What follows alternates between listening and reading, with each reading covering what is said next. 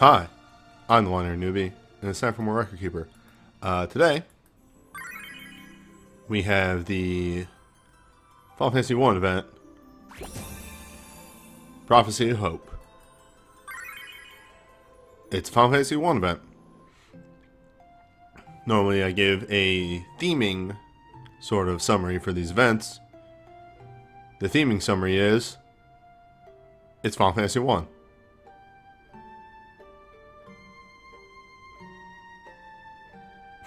Alright, there you go. Solid intro. Is this overly quiet? Did I not adjust the volume properly, or is the mixing on this just that low? Volume of 9, so as it should be.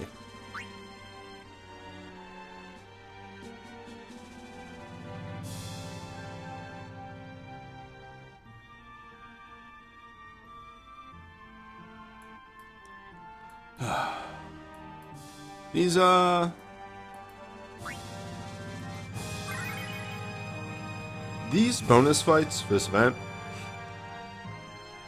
yeah, I swear, I'm good all day, and then, like, as soon as I sit down to do something, I feel a little something building up in the back.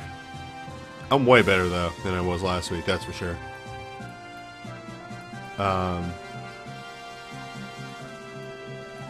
Yeah, the extra fights in this event are at least a little bit more creative than they have been in the past.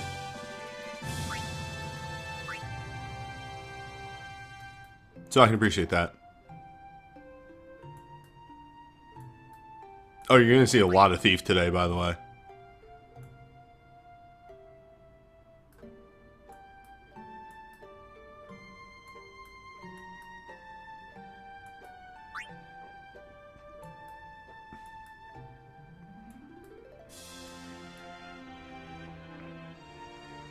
Yeah, sure.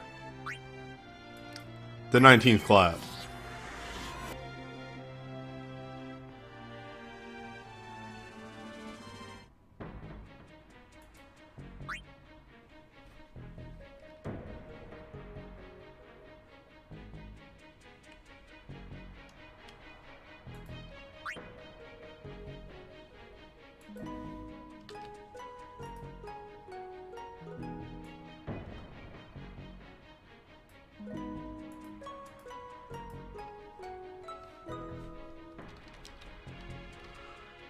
Prophecy 1.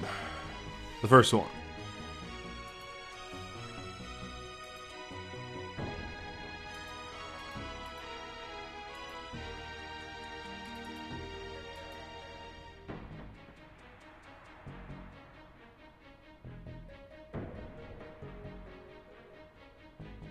Thinking for a moment here.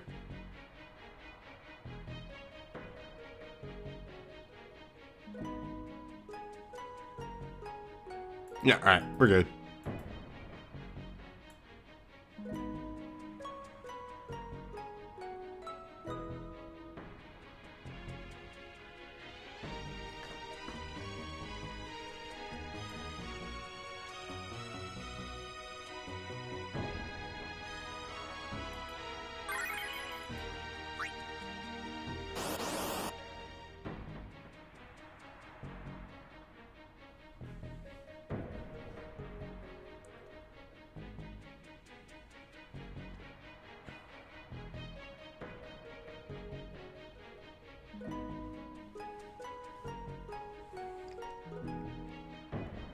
Ah, shit, right. That's what I should have done for this. Tiamat in this incarnation, I think, is still vulnerable to Petrify. Hiss. I forgot I gotta do that gimmick every time it comes up. Oh well. Instead, what if?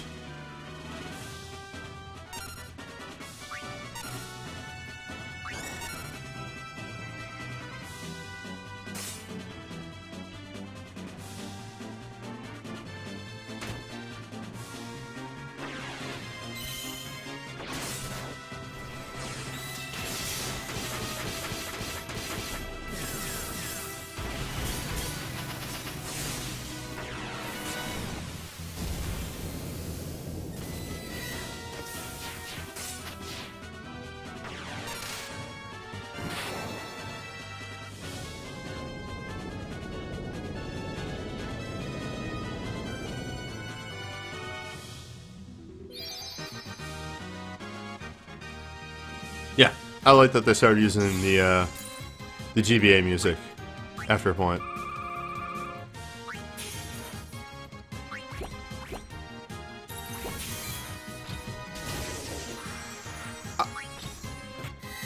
I don't know why I still do the extreme fights or the EX fights literally at all anymore.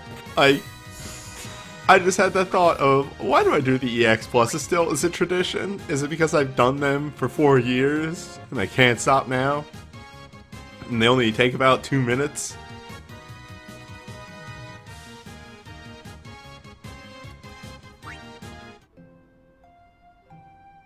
Otherwise, the streams would be way shorter.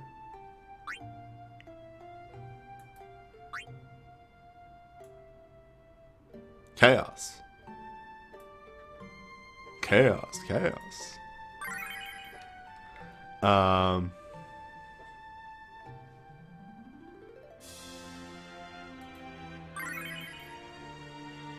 I like to thank Deltarune for completely fucking up the word chaos for me forever. It just destroyed. Absolutely.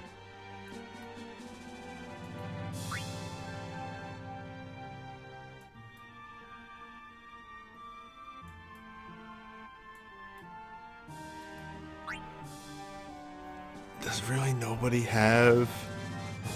Like, it makes sense that everybody has moved on from Onion Knight BSB, but like, I still use that! No, I need that! Shuriken Storm's still around. Where's the Onion Knight?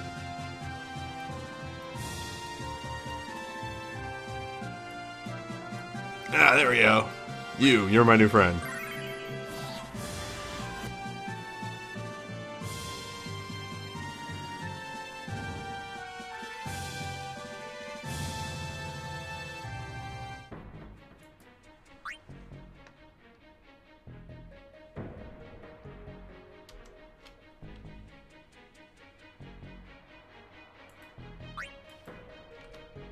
Oh, it's fine. It's not my fault that I'm bass backwards and do stuff the wrong way on purpose, as an example. To be mad at people for moving on from Onion Knight PSP. It's old. It's old. There's way better versions of it.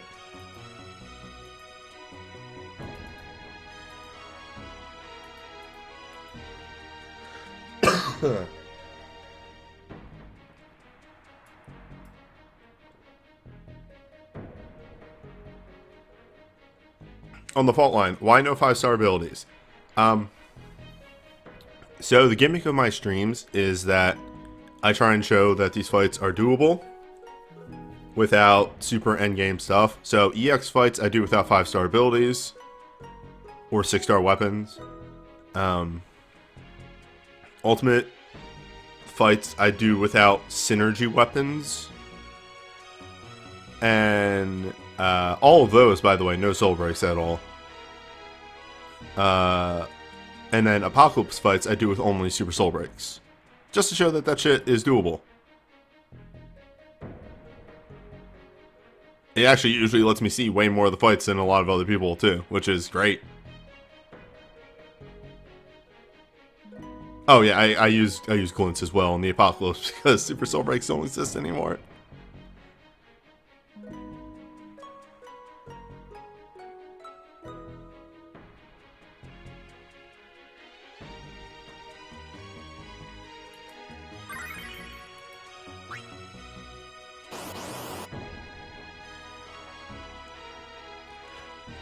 Now, mind you, with my whole, like, limited skill set moves, whatever you want to call it, there are things I can't do, such as I can't de-level my characters, so I do still have numbers. But, you know, I do what I can.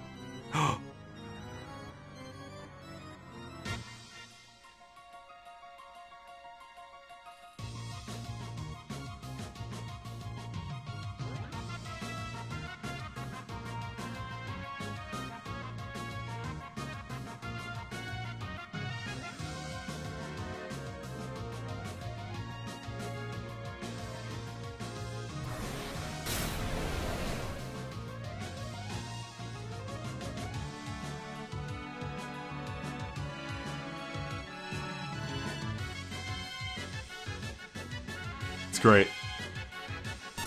Now I remember why I do the EX fights.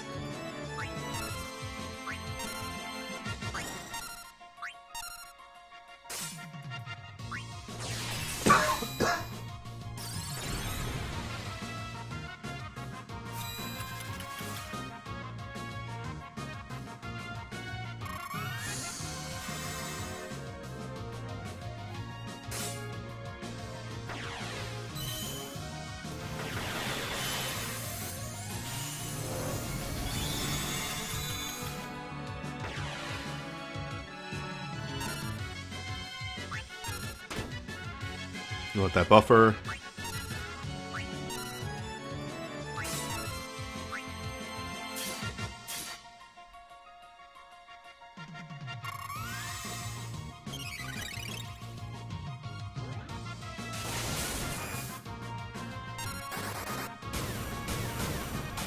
This is canon, right? This is how this went down. They got Matoya to come along. Sarah comes too.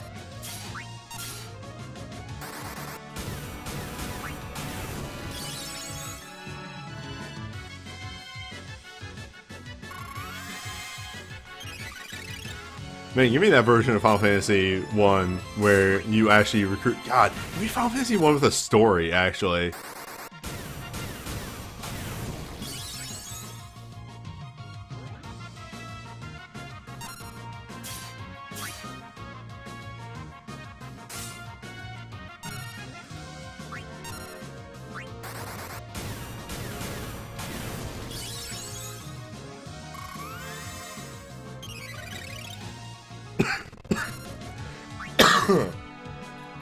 Oh, pardon me.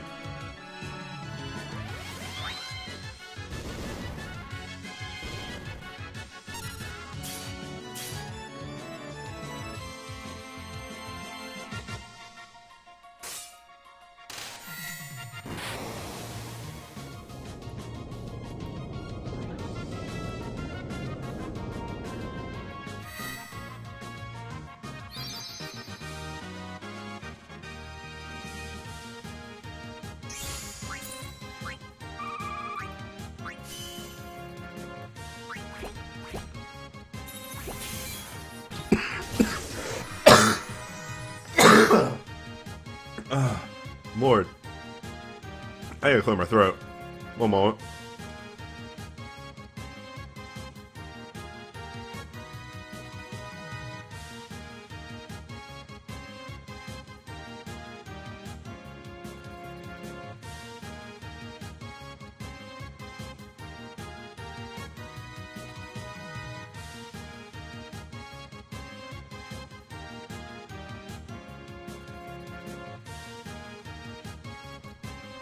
Okay, maybe that's better now. Maybe I'll stop coughing.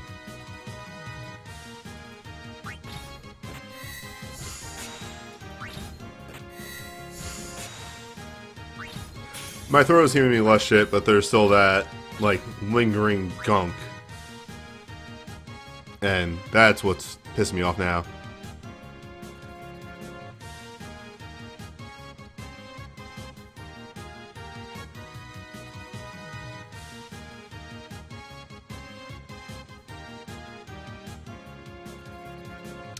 Oh, right. Second banner. No, okay, yeah, it's fine. It's fine.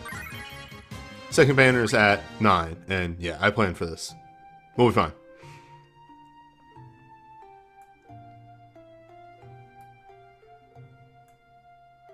No, second banner is at 9. 9 Eastern.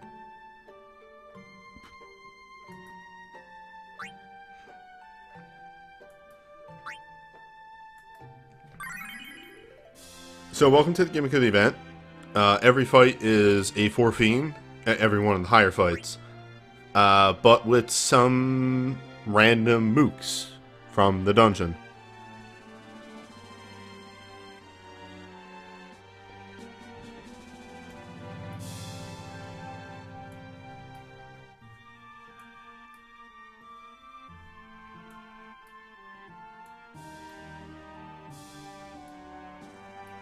FF1 is a D&D campaign Whereas FF2 is like an Obsidian RPG.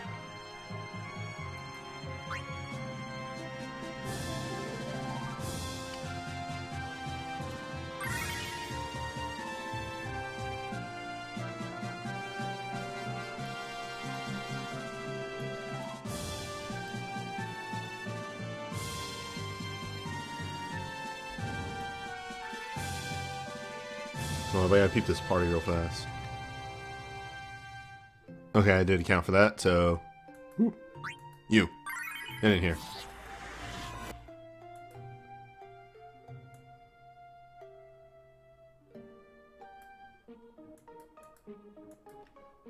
Yeah.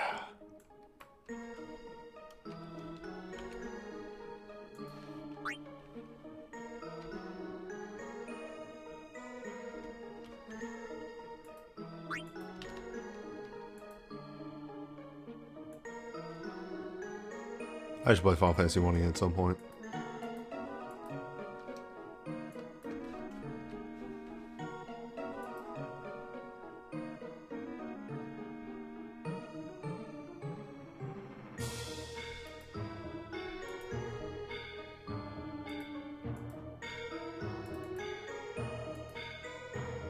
Wait, that was Banner. That's not what I want to hit.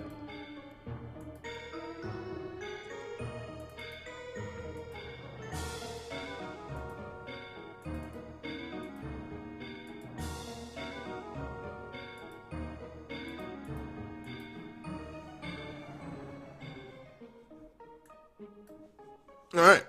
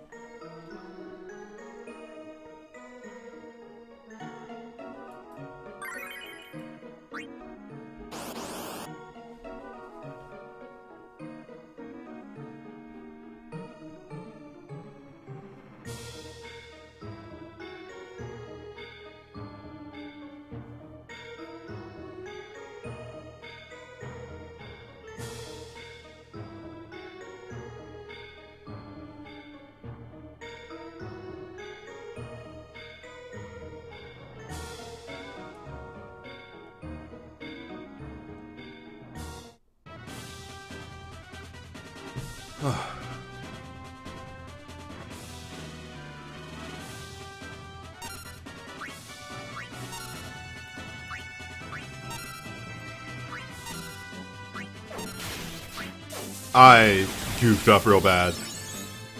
I fucked up.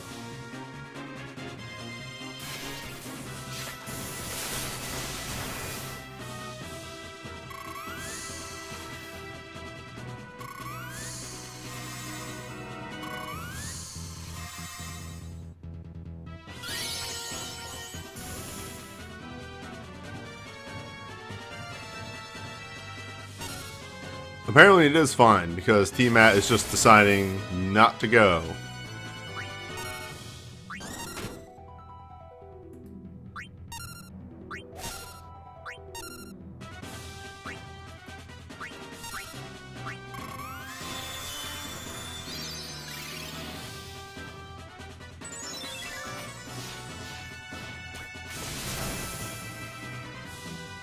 I mean, also I'm using wind abilities and not lightning.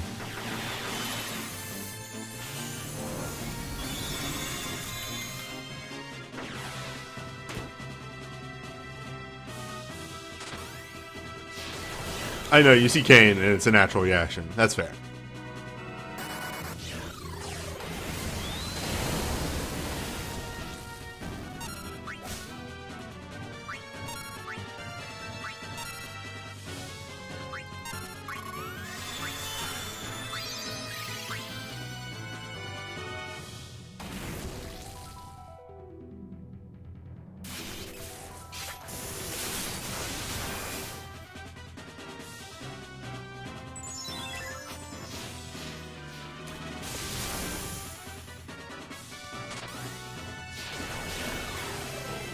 Alright, down to just the boss. And at that point, this is just T-Mat.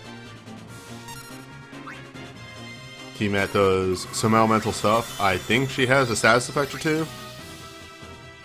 But aside from that, not too rough.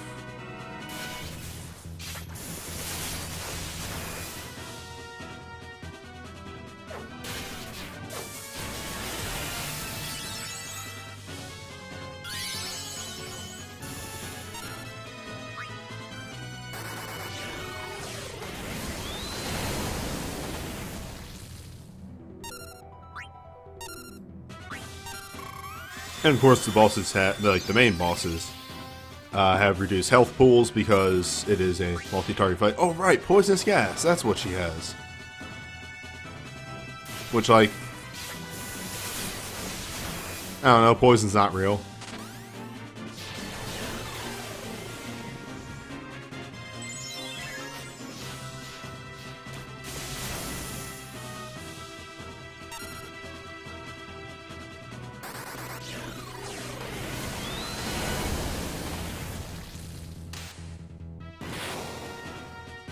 I love how far back she is on the screen in order to, like, try and fit.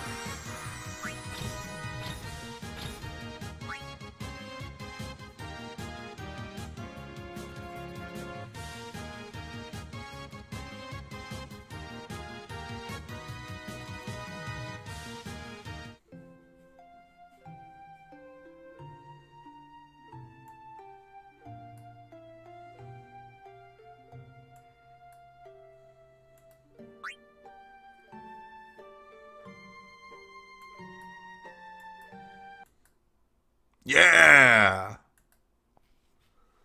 Keeper hates scrolling. It's great.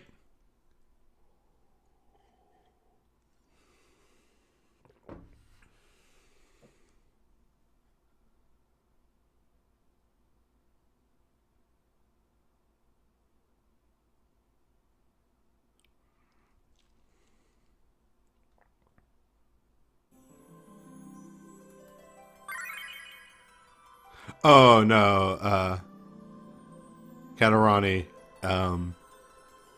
Keeper sucks and knocks. Oh shit. I've been doing this a lot lately, of just forgetting to grab these at the start of streams.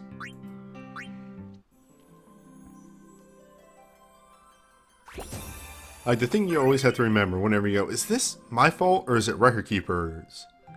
Always remember, Record Keeper is held together with hopes and dreams. And, can fall apart at a moment's notice.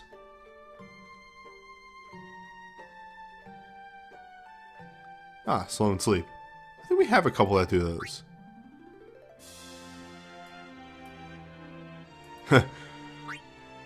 No, Geist. Bubblegum and tape would imply that they were using tools.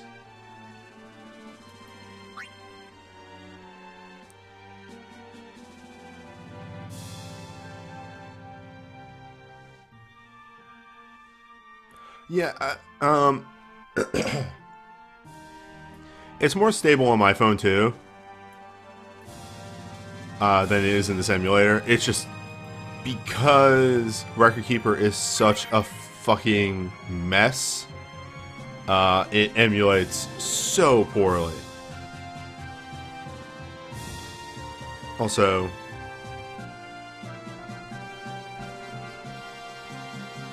yes. Record Keeper was optimized for iOS. Well, there you go. There's your answer.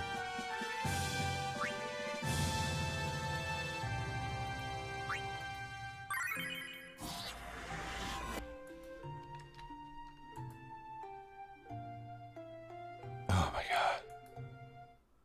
One moment. the wrong screenshot. Yes, I'm good at this. You think after 3.5 years, I'd be better at doing this than I am.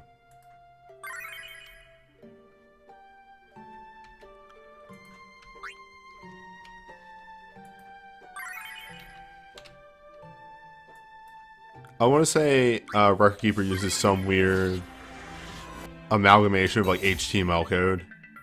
It's so bad. It's so bad.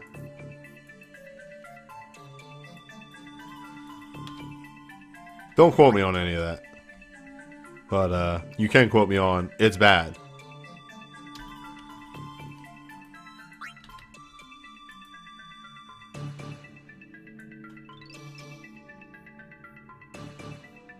Let me get that good gold volcano.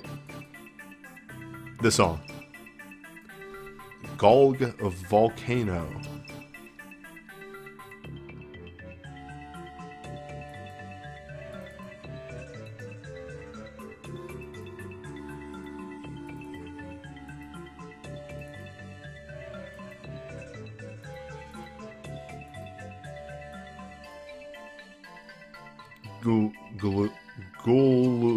Gulgug. Words.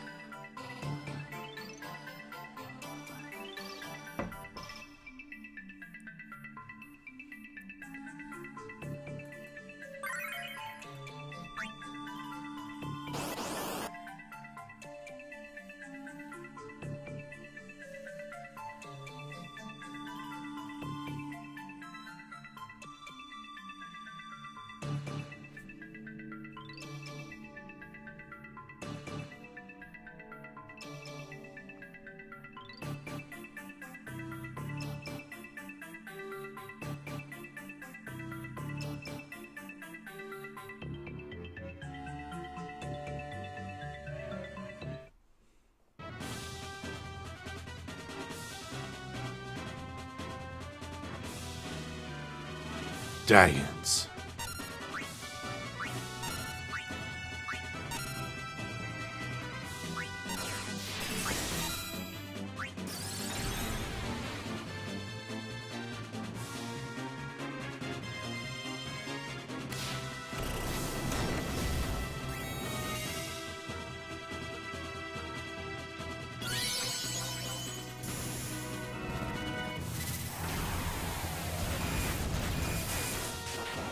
Dagons have some health on them.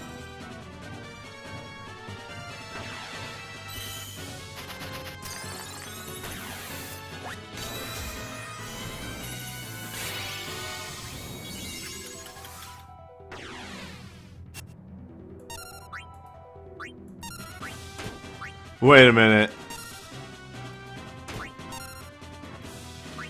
I'm stupid.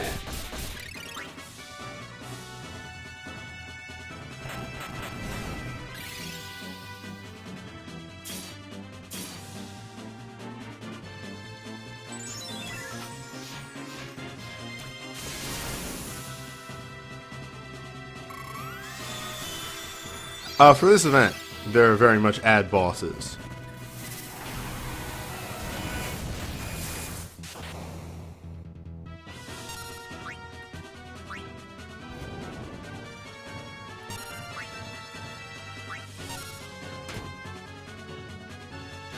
Yeah, I grabbed the wrong monk move. Gonna need to remember that for my Sid mission party to edit that list. Yeah.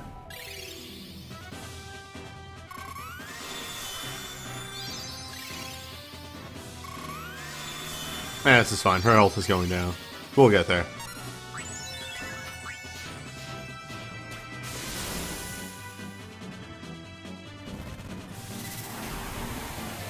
We're keeping it interesting.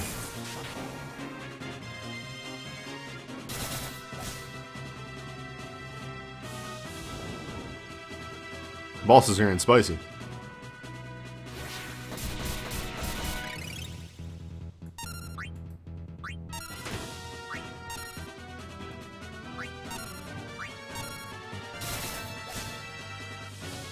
Wow, wow.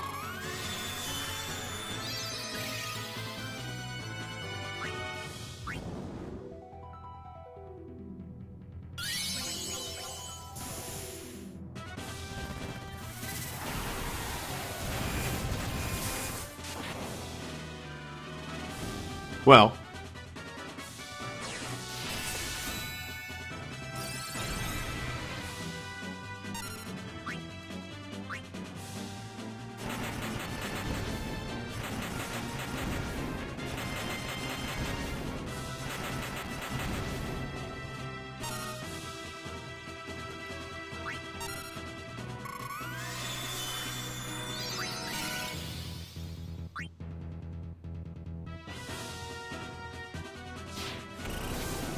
so nice of you to join us, Yang. I think Yang's actually dealing more damage with Meteor Crush thanks to my little goof up. Oh, stay safe, Colonel Shins.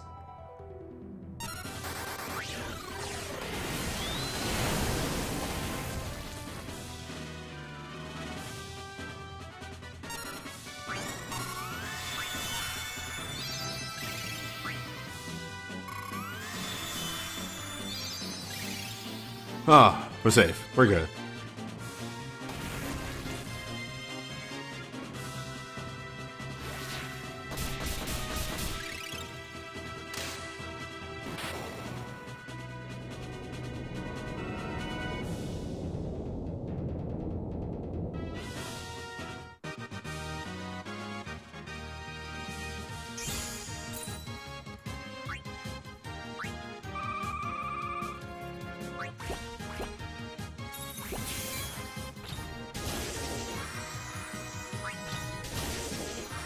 You didn't miss too much Zenbu.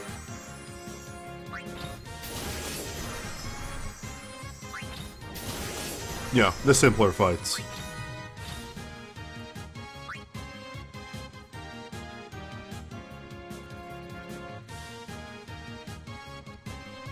You know, I never played the PSP version 1 with the extra bosses, but also PSP emulation has problems.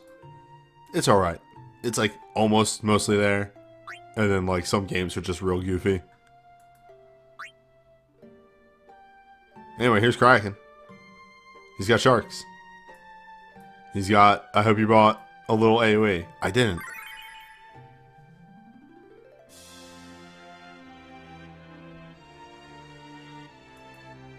Well, as the title of the stream, I got the Torment to do and the Crystal Tower.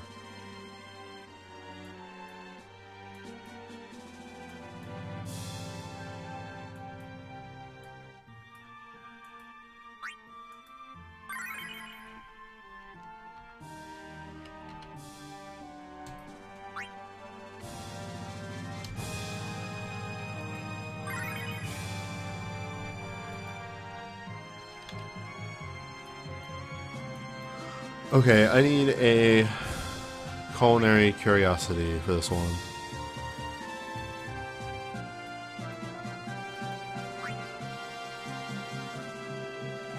No, close.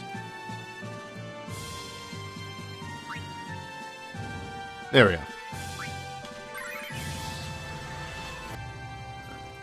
Crop this.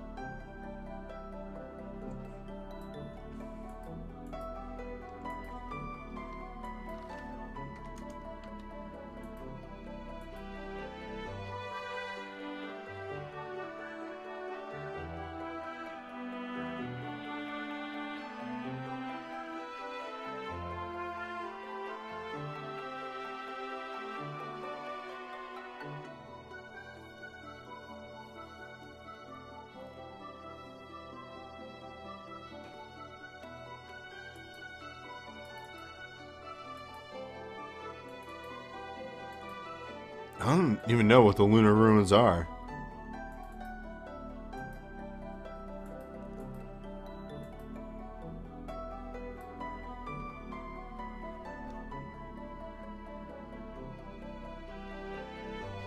That's fair, Kasumi. I decided that since events are just all released all at once nowadays, no reason to delay streams. Just go at 7:30, whatever.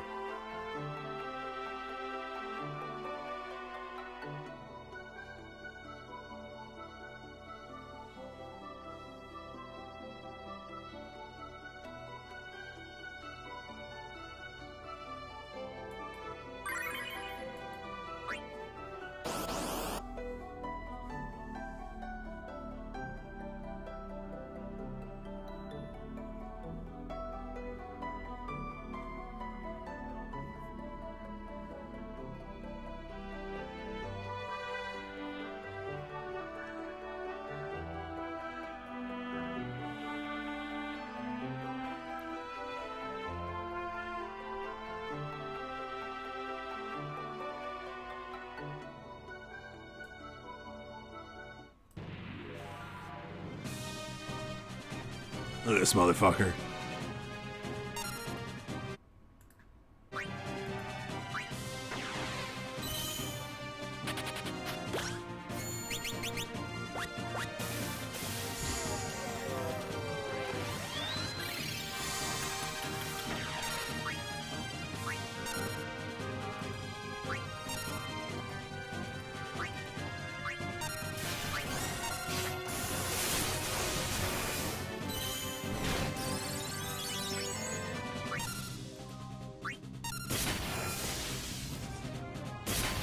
Nice.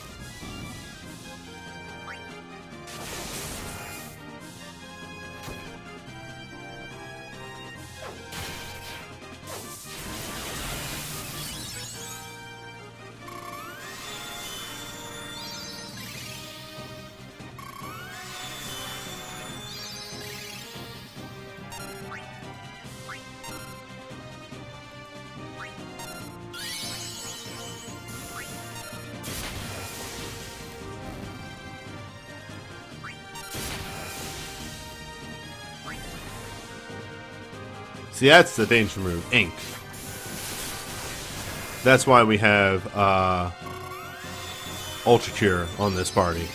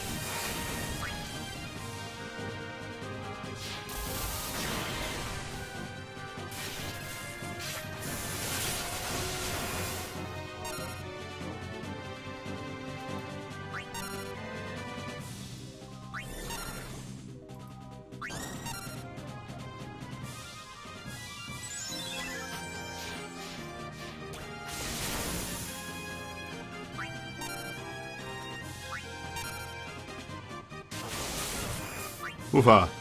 I thought that was going to be AoE when I read it in the description. Interesting.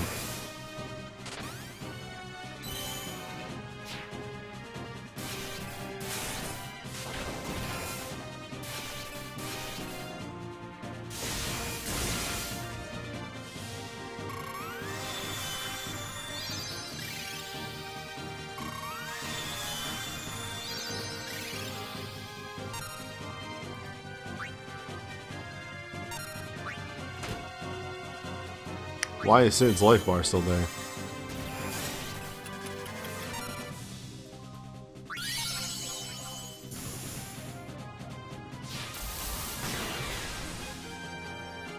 Where is Sid?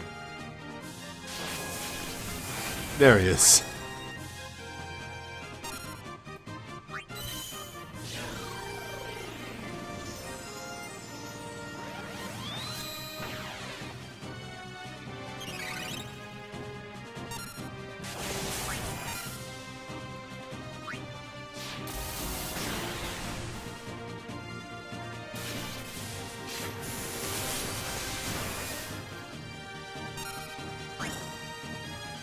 Time for the large fight.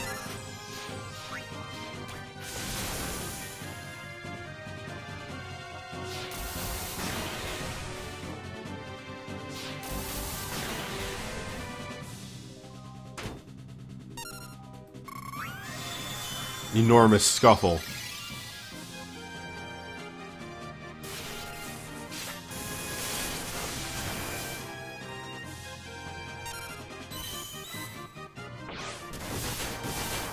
Holy shit, that damage sucks.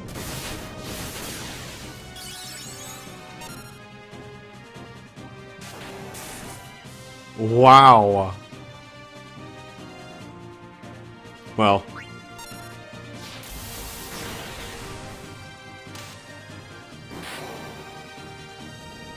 Big Brawl does not have big numbers.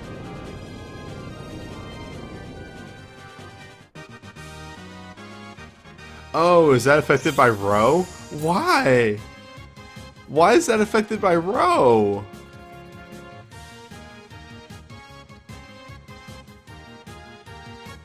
He's a Dragoon!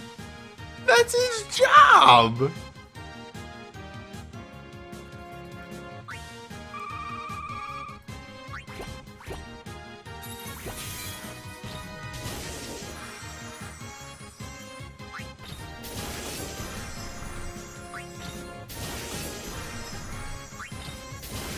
Yeah, I think we're gonna have to look into that real fast.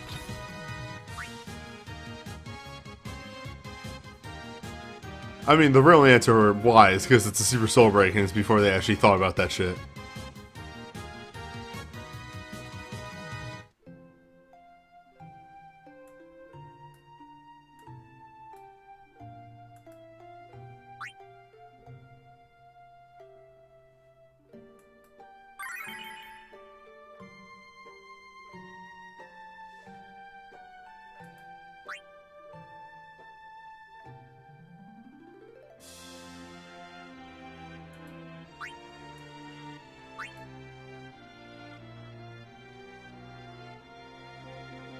But why though?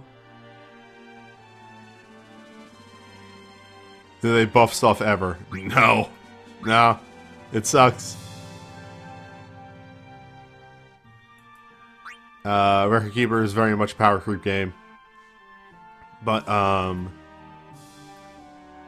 the gacha doesn't suck. That's the only thing that keeps it from being the worst ever.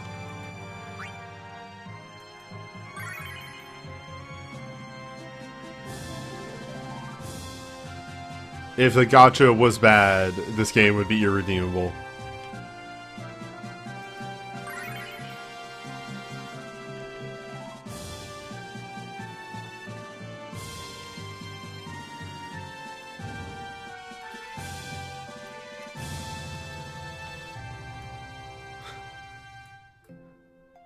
That's your job.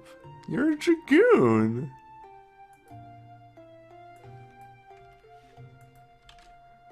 That's your job is one of the funniest goddamn vines I've ever seen.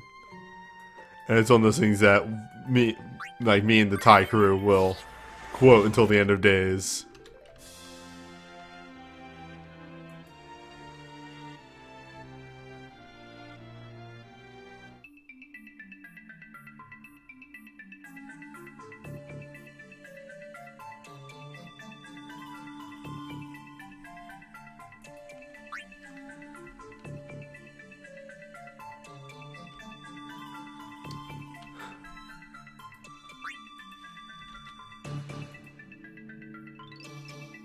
Hold on, can I find that video real quick? You don't even need to see, like... You don't even need to see the video. I'll link the video in chat too, but... I just need your crossing guard. This is for newbie today.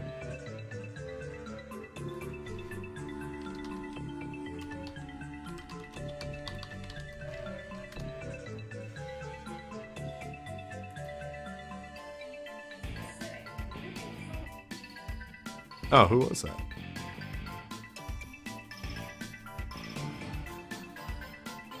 Caldwell. Thank you for the 6 months.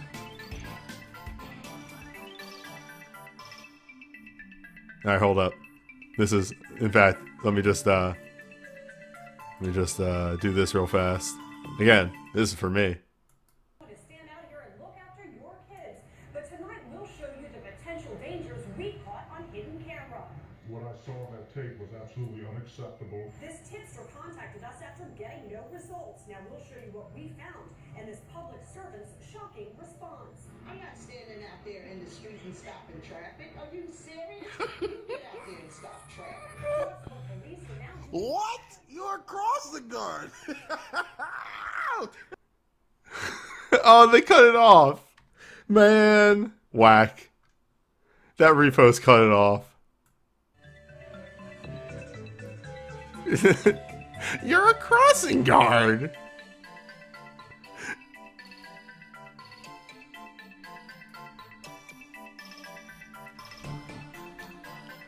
That's the video.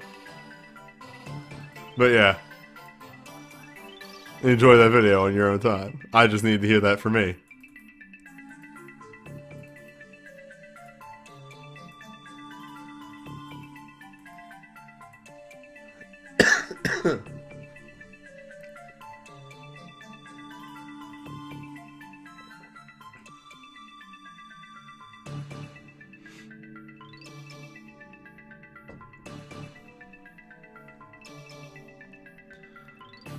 Okay.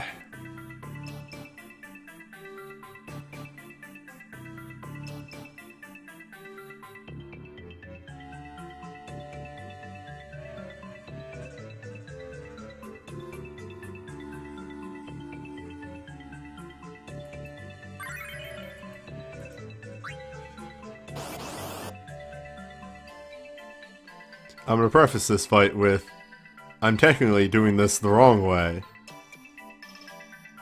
But I'm doing it the efficient way, and that's what matters.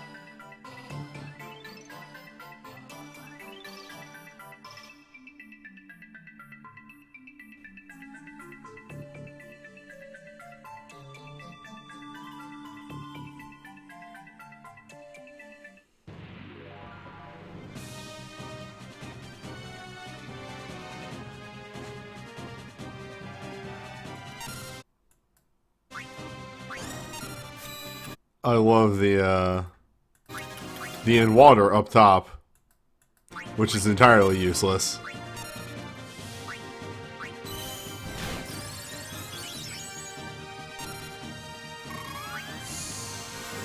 We won't be utilizing that in water at all.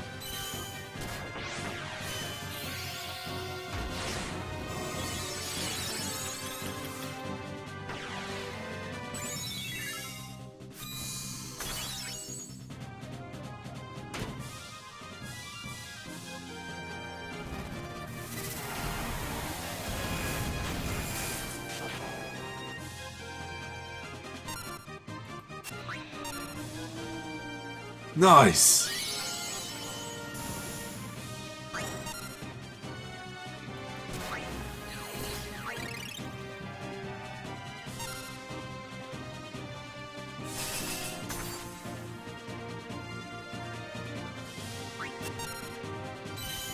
Nice, right, she's blind!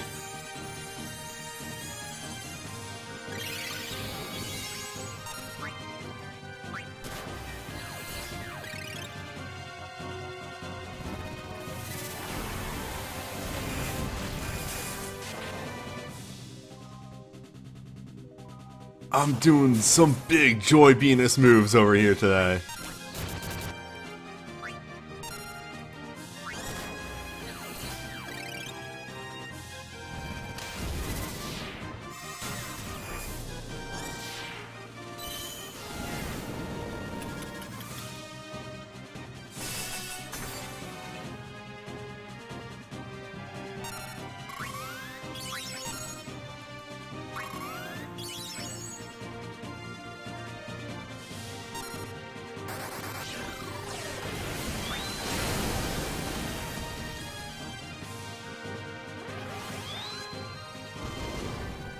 Would it be better on Terra or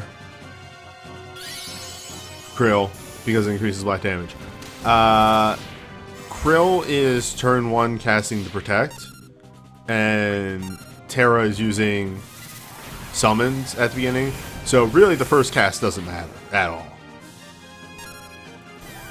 Later on, yeah, we're gonna utilize that black magic buff.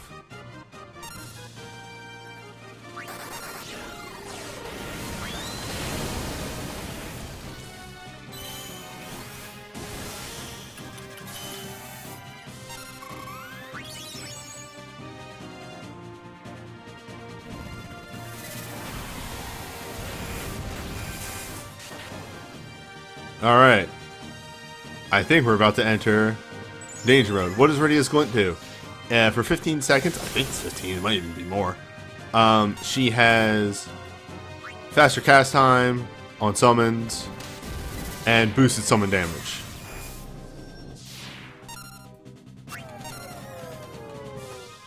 Nice.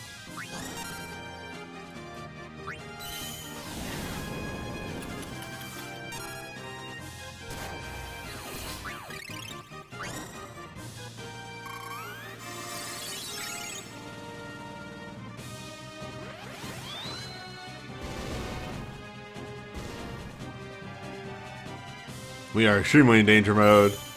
Lich is starting to use his stronger things, and Vampire is still around. This is all due to Rydia getting slept for a couple turns. Kinda threw off my timing.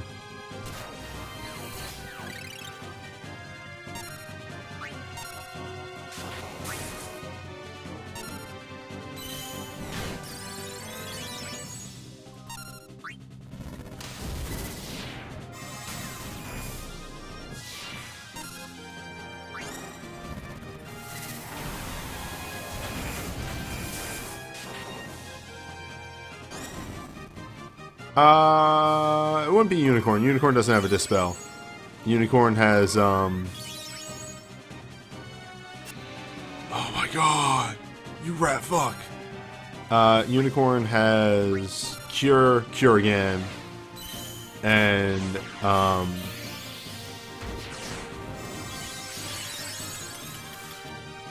Regen, I think? Man, what is its third ability?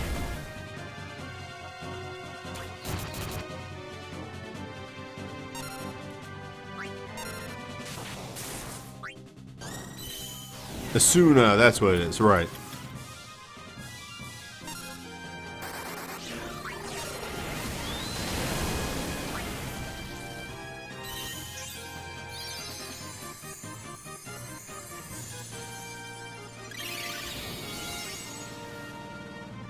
But yeah, his haste will eventually wear off. He doesn't have great mind. And also, the haste doesn't really do too much for him. It gives him a little bit of faster turn.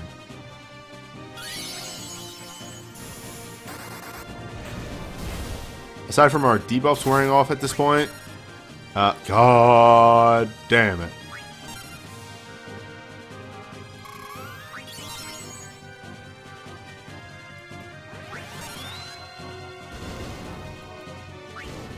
Oh, fuck. I don't so much have a grudge against multi-break. We're just at the point in the game, due to double dance existing, that if you're going for a mitigation path, multi-break isn't as good. Multi-break does break level debuffs, whereas double breakdown dance does breakdown level. So a double breakdown dance and a single break dance will do more debuffing in the long run.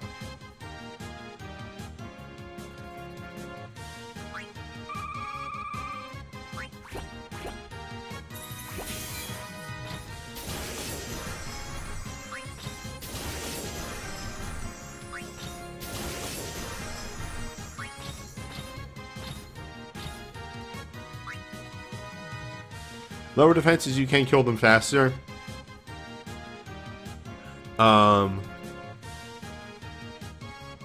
If you do 2 multi-break, do they stack? No. Any full break will overwrite other full breaks.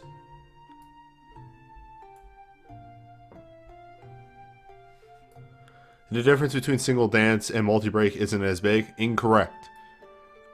single multi-break does a, again, it does a break level, so it is 30 or 25%, mattering on the stat it's debuffing. A breakdown will do 50%.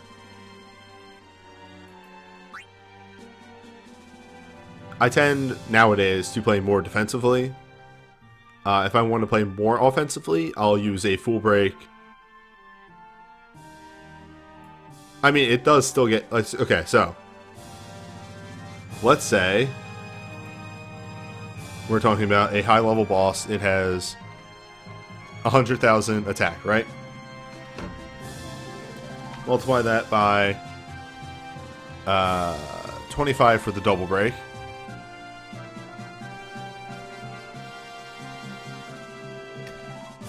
Oops, that's not right. 10,000 multiplied by 75 for the double break brings us down to 7,500. Multiplied again by 85.85 for the second break.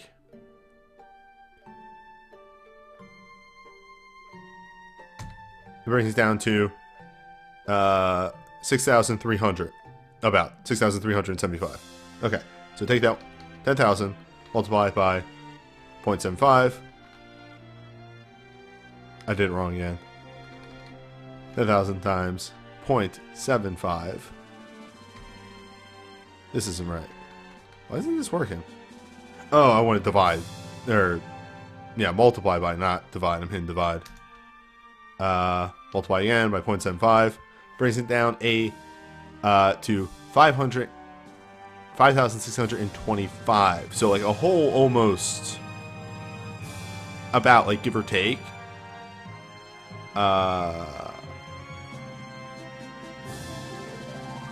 like 650 points for the reduction. And when you get to piercing attacks, that matters a lot. That can add up.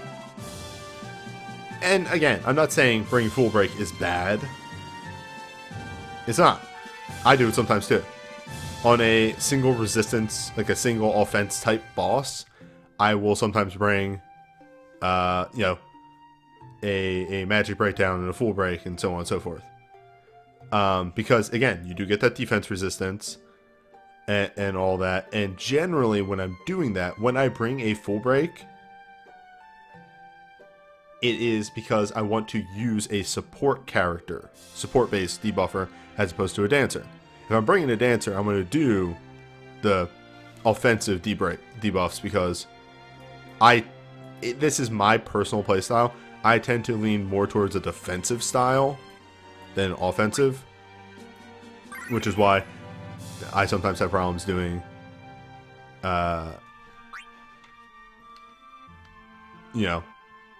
damage. But if I am going offensive, I bring a support because that extra, 10,000 a turn will help, and then also, you're debuffing defenses, so on and so forth. We already gotten to this point.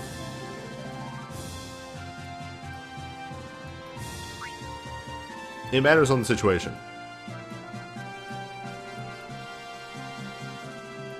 I don't use multi-break as much anymore, because if I'm bringing a dancer, I'm going to go more defensive. That's always the way it goes. If I'm bringing, air quotes, multi-break, I'm not going to bring multi-break. I'm going to bring full break on a support user so I can get that bonus damage.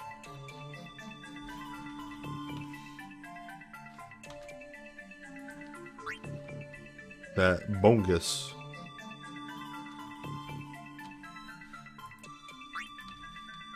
That said, I do still use like full breaks a bunch. I use it in Torment sometimes.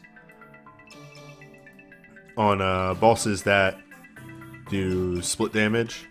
Actually, now that I mention it, does Cuchulain do split damage? Because I bring it there.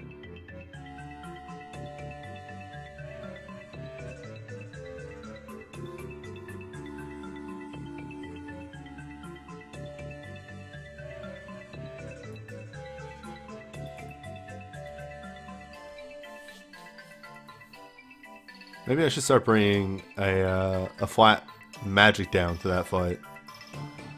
Huh.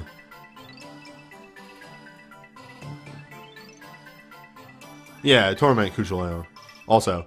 I caught it this time.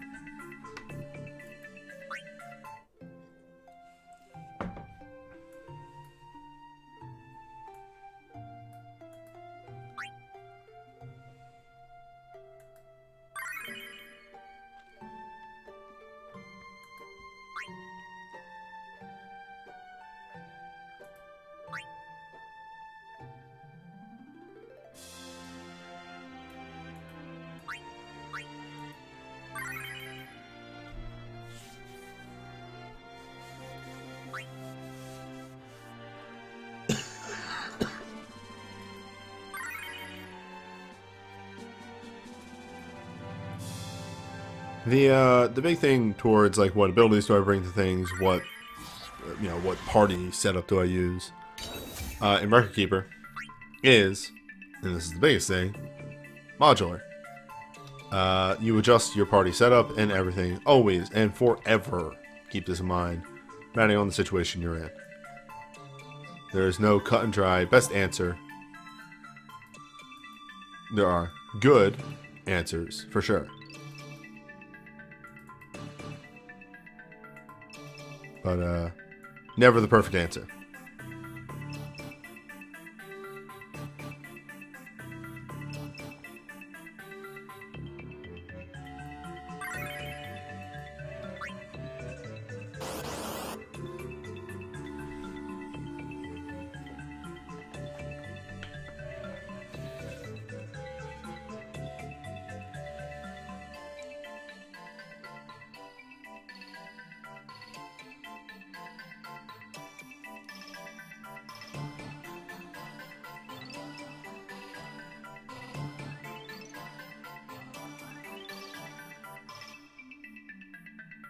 Oh, congrats on your Manticore beat.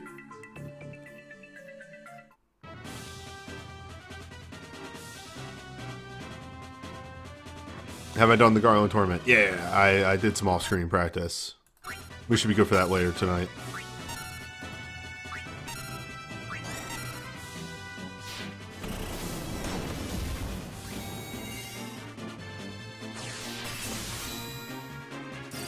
I did not aim those at all, and that's going to bite me in the butt a little bit.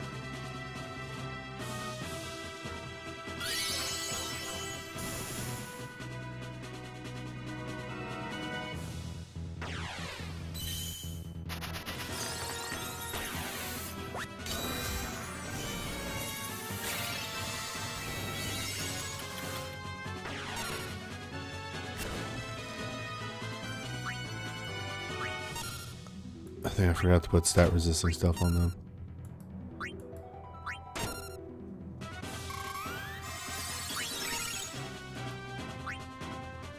All mages have shades.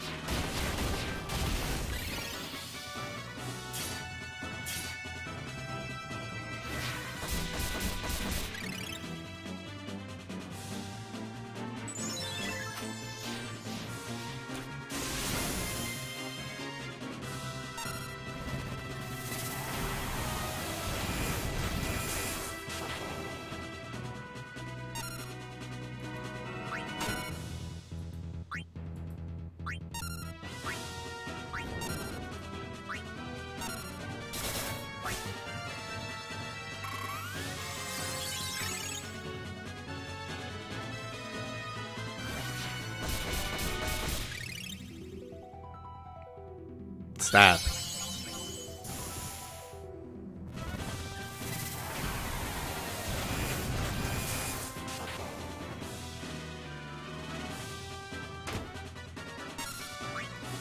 Don't worry, Monk is charging something.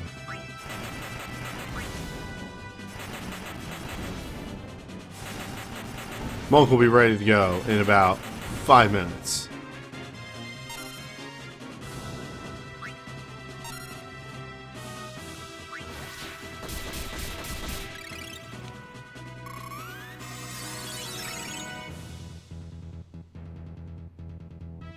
Oh! Could this be Earthen Rebuke, the legendary move?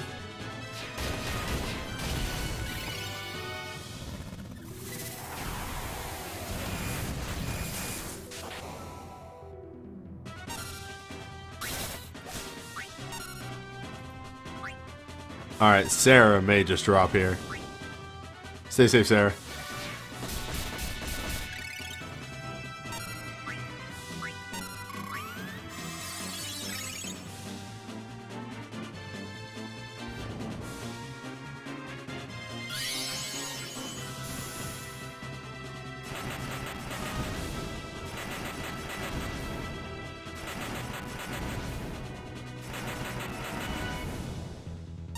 Ooh.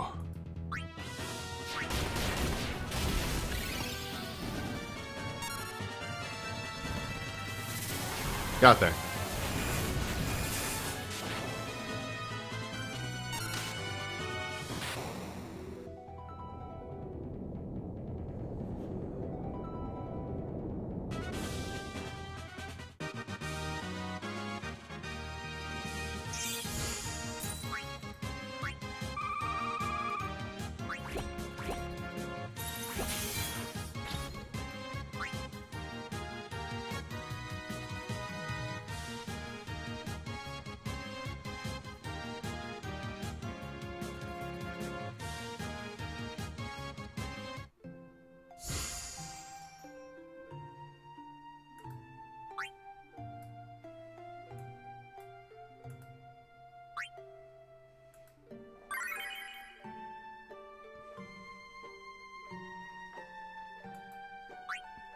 Alright, now for a real fight. For a real big boy fight.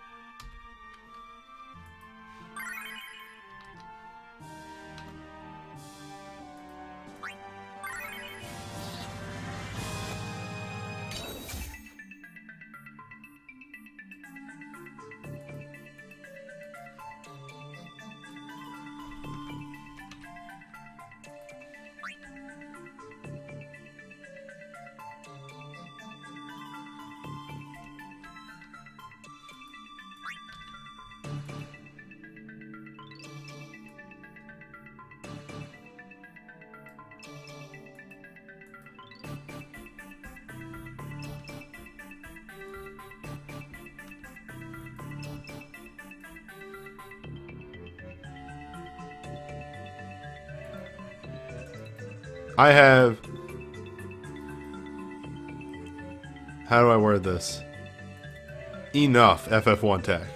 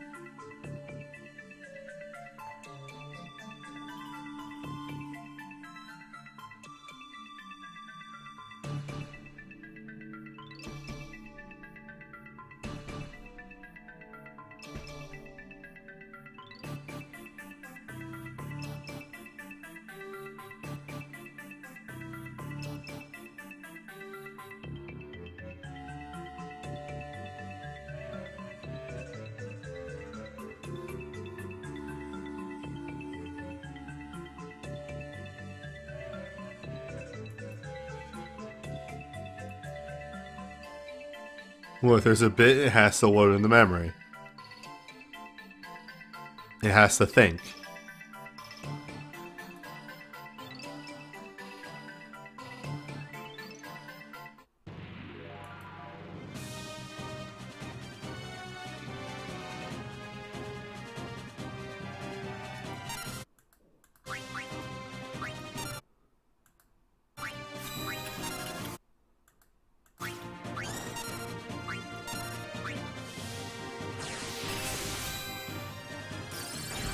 vampire has like, yeah, one really scary move, and that's the one that knocks, that's just flat 5k HP. The paralysis is a problem if you get hit by it.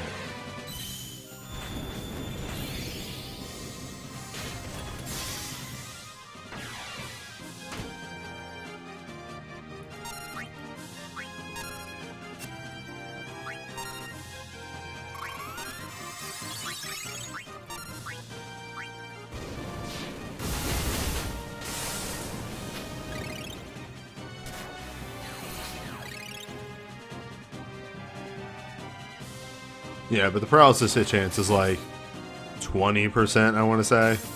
It is very low.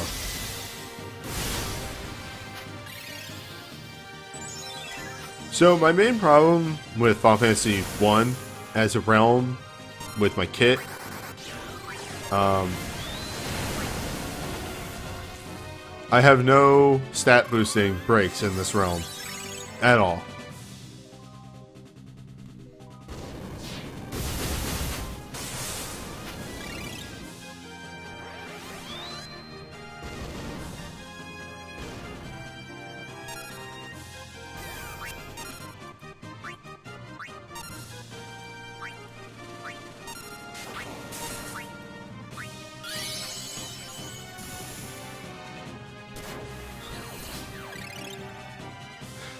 You're using Divine Veil, but you have Protect and Shell's abilities. Look.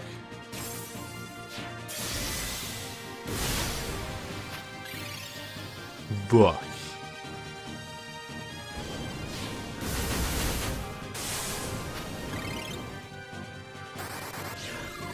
I may have converted the Torment team into the Sid Mission team, alright?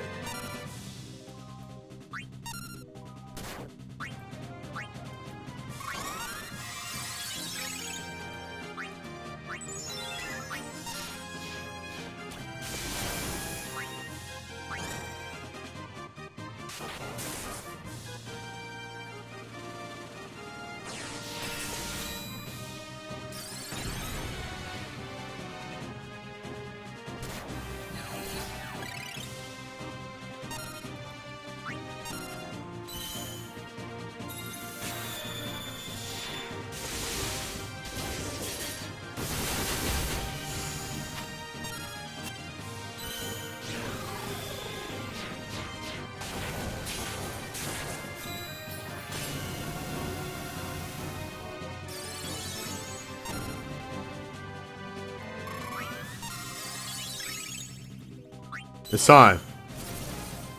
Big numbers.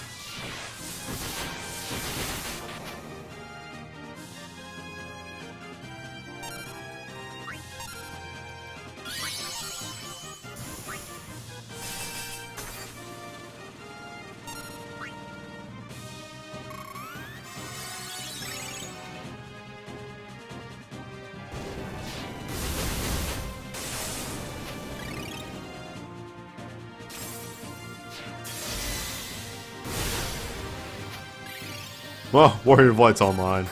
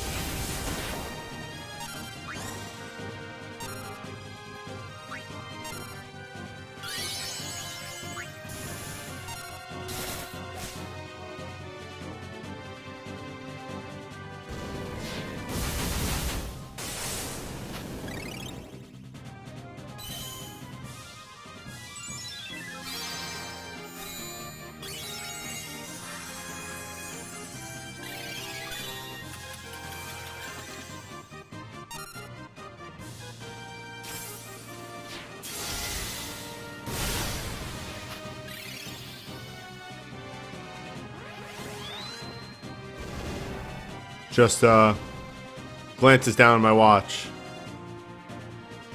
Huh.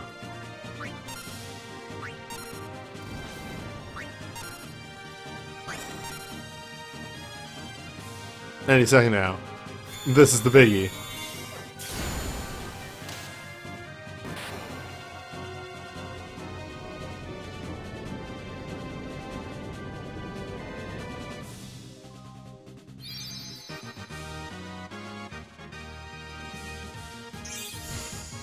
What was that move? That's what his USB is.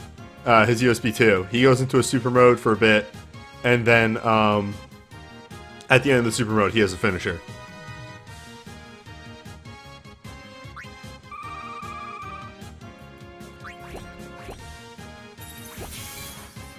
The best thing that I found out recently is if you recast the USB, you technically cancel the first super mode, so you can use the USB and then immediately do grand finale and then be in the super mode again. He has one of the good, smart finisher USBs. Alright, that's done. I'm going to do an outro for this video, and then we'll hop into the next one.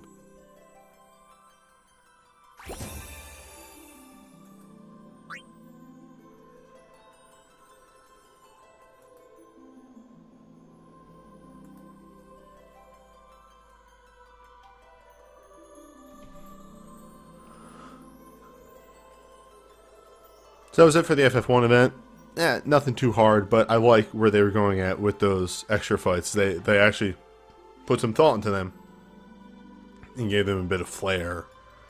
Next time we have Final Fantasy V, so that should be interesting. And I'll see you then. Alright. Yeah, we're going to hop into the tournament. Me, though...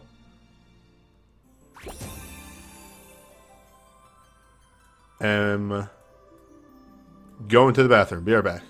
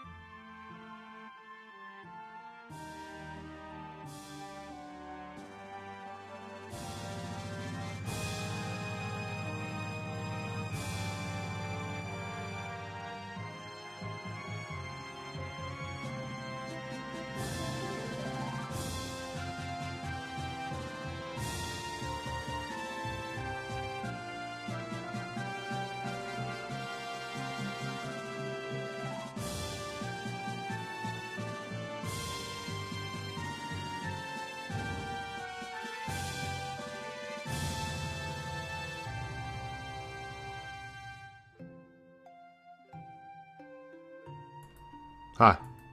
Back.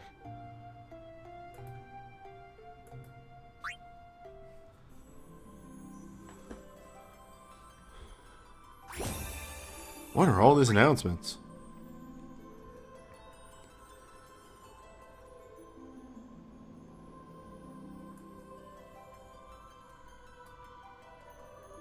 Oh, shit.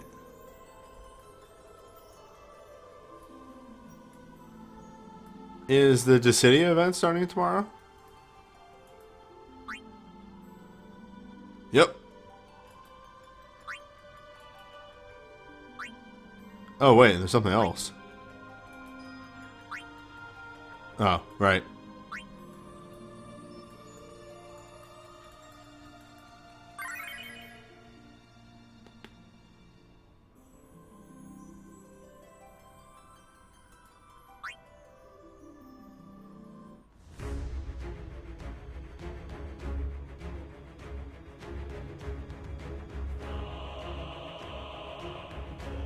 Added 2 5-star relics to the relic draw. What?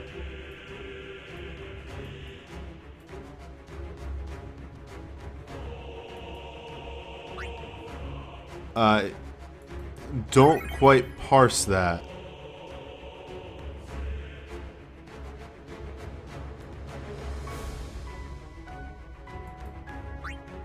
The announcement for the new phase banner.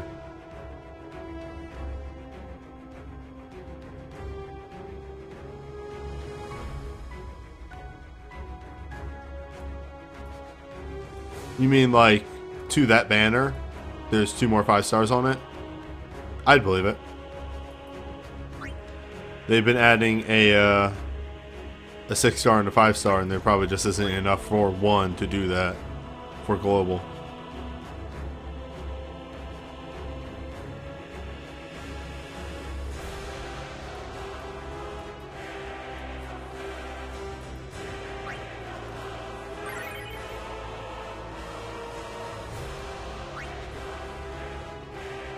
Oh, right. Wait, hold up.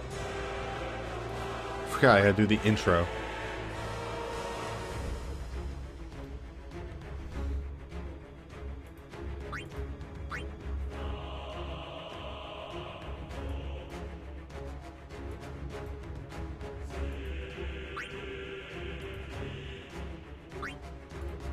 No, it's fine.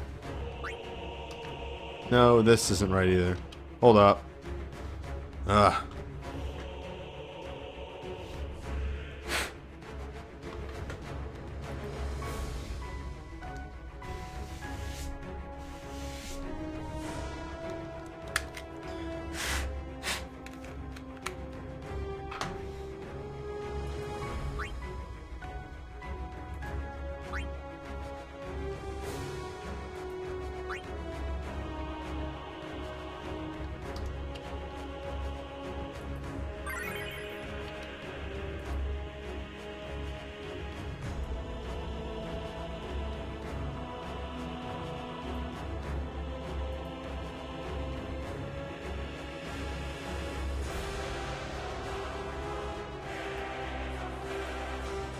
Save as tour 2.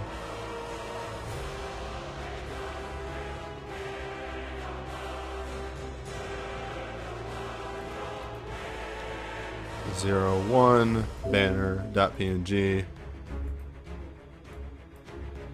pictures tour 2. So I want to crop this a little bit more.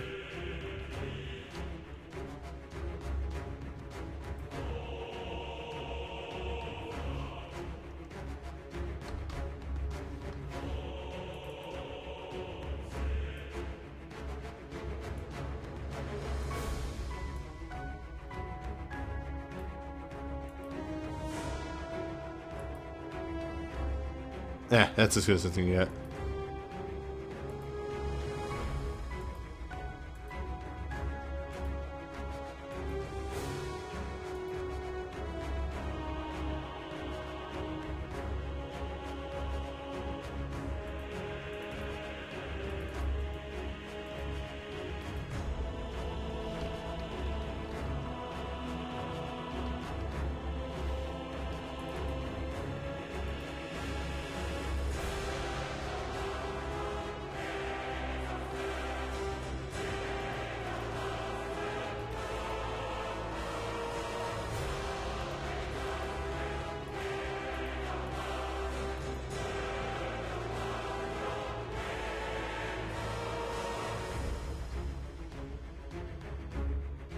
Hi, well, it's time for another Torment, and it's our second to last one. Only one more after this. It's Garland this time for Final Fantasy 1. Not terribly complex of a fight. Does very potent fire, earth, water attacks across the party. Ultimate Whirlwind does occur and is max HP damage, so make sure everybody stays pretty healed up. It does cast a Dispel in every phase, but it is after a certain number of turns, with that coming sooner and sooner each phase. Round Edge is an attack buff, so make sure you have just a flat attack debuffer for this. Aside from that, he can cause paralyze on slot 3 in phase 3, so have some way to remove that, or an Astra. And that's about it. He's just damage with a Dispel and a single target paralyze. So, find ways to deal with the damage, and it shouldn't be too hard for most people.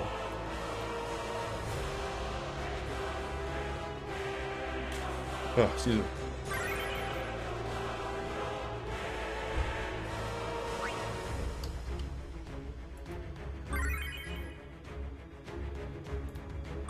Oh, nice. Gladio Ultra. Gladio's pretty good earth damage, if I remember right.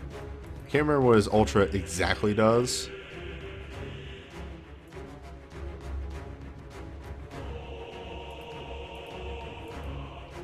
Or did they make him a samurai? No, he's earth. He's earth. What am I saying? Gladio is extremely earth.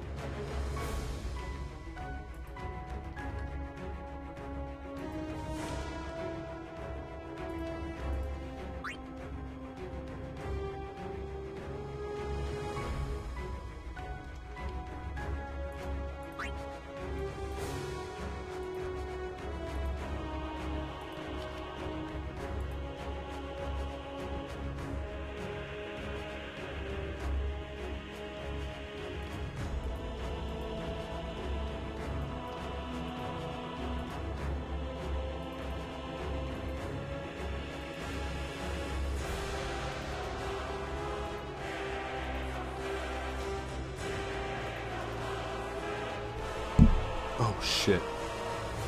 Sorry about that noise. I super just punched my mic.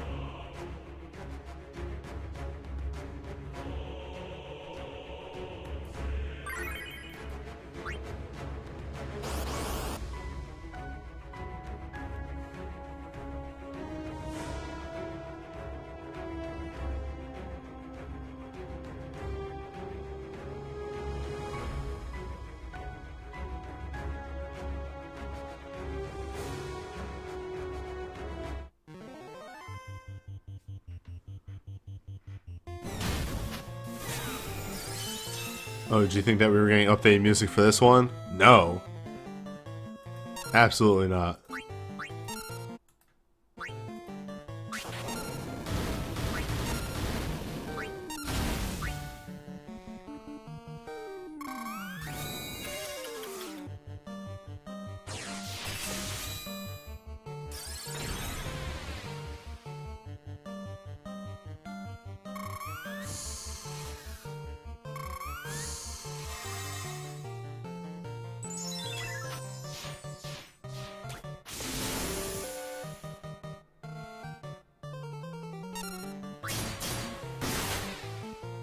I always miss it. Was that Round Edge?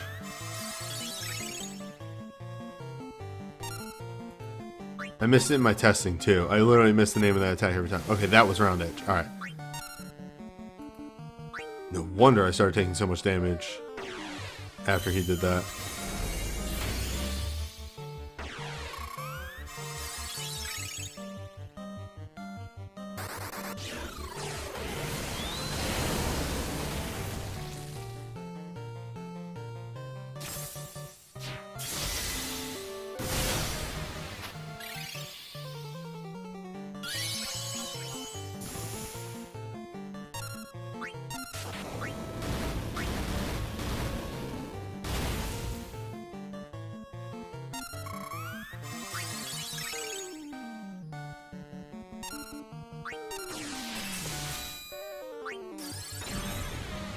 Gotta make sure we keep him debuffed. Alright, fuck it.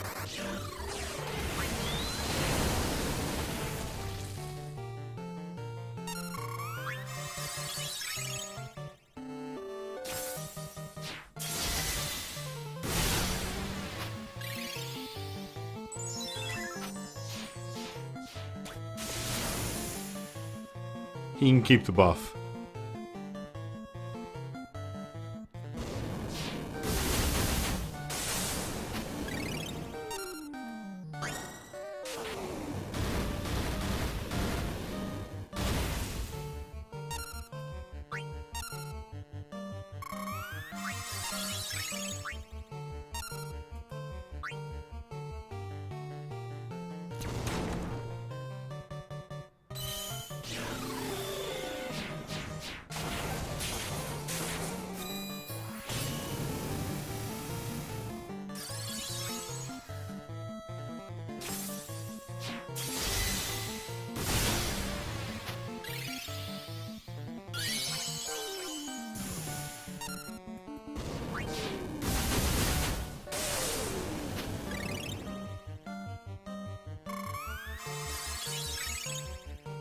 So I think I can move fast enough in this version of the fight to keep anything from building up.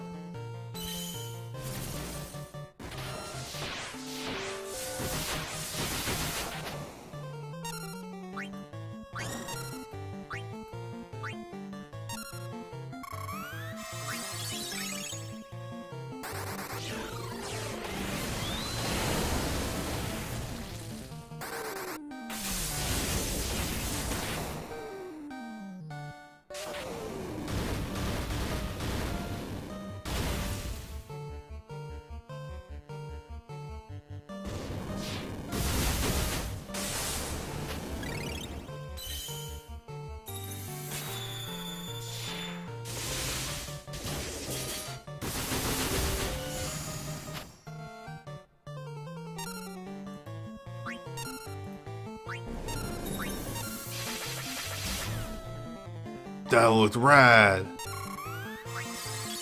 Alright, let's just finish this. Let's get our sub 30 clear.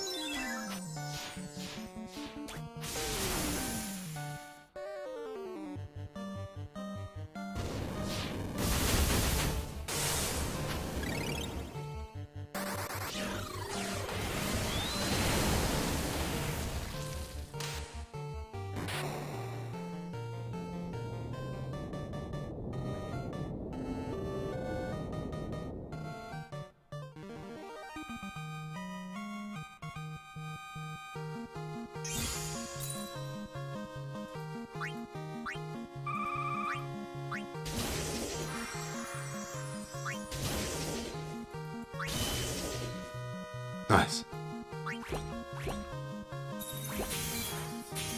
Does he just not debuff, or am I misremembering? He has one. He guarantees a paralyze on slot 3, and that's it. He really doesn't do much. The FF1 Torment is easier because 1 is kind of a neglected realm. The scariest thing he does is the AoE 70% max HP.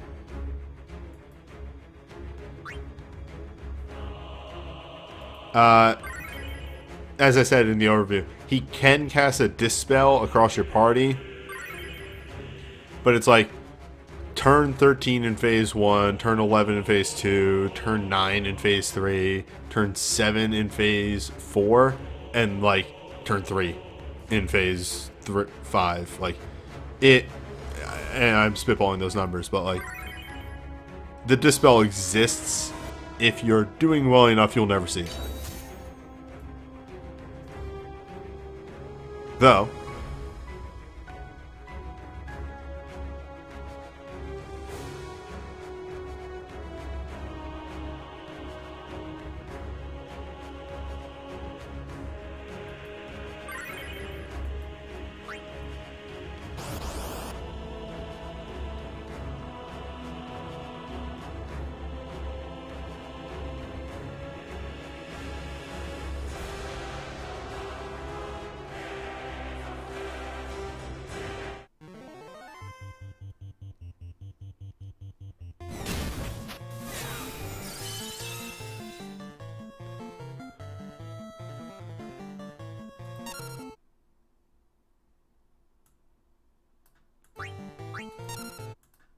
I legitimately had to think there, like, do I really need to do this?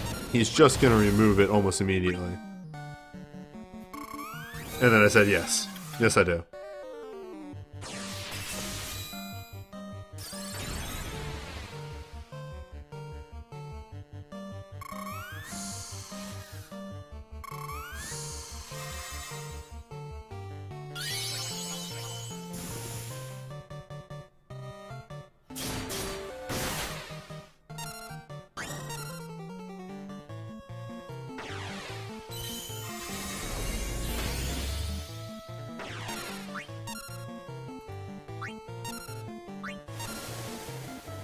Okay. I see.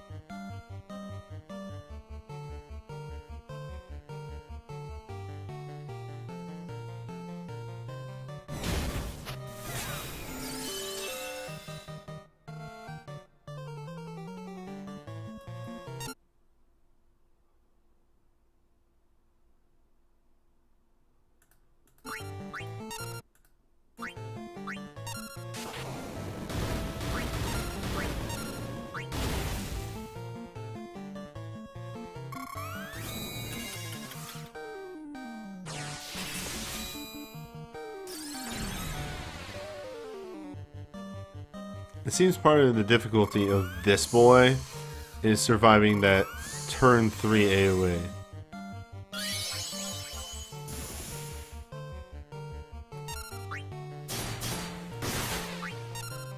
I actually have a plan for this. Though that does reduce the rest of my healing across the board.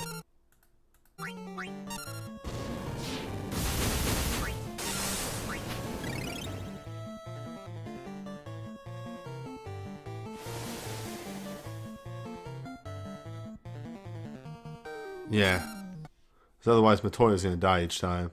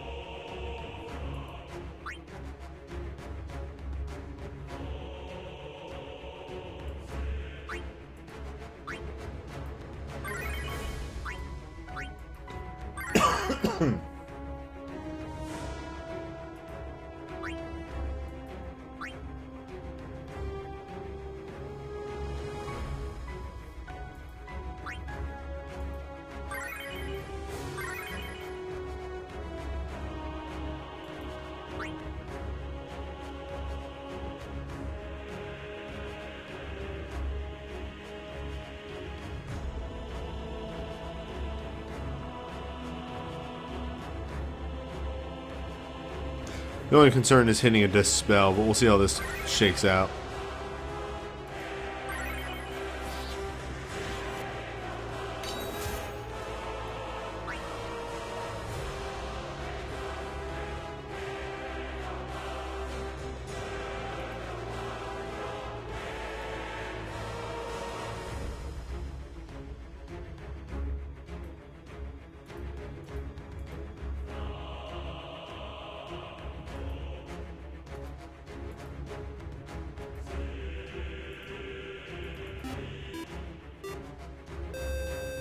Katarani, thank you for the follow.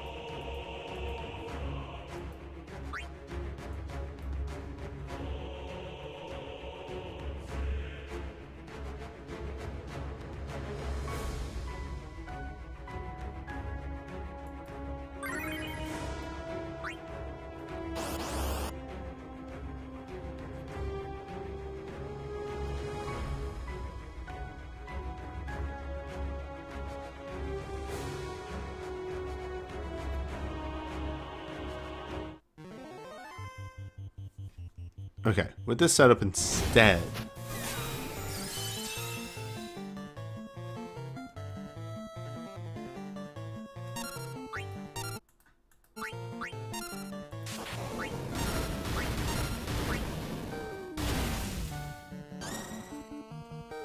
That should go off just after Round Edge. So everybody else is moving a little slower at the beginning here, but we're going to hit the... We're going to be at max health for Cyclone. Just the concern now comes from hitting a Dispel because I didn't bring a Haste Dagon. Well, I brought a Haste Dagon. It's a Soul Break.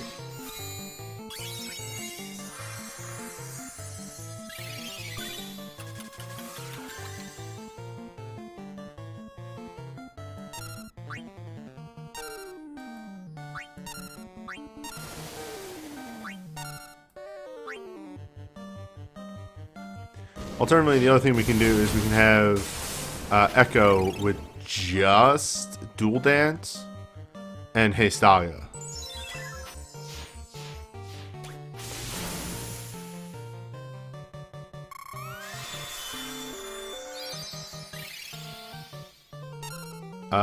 Thief was supposed to chain, but I wanted to heal first.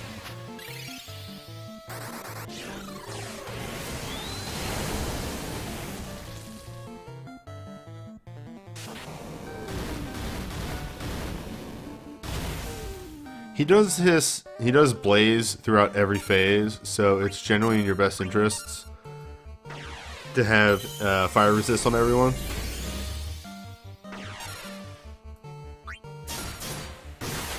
Thunder God on Echo is not a bad idea.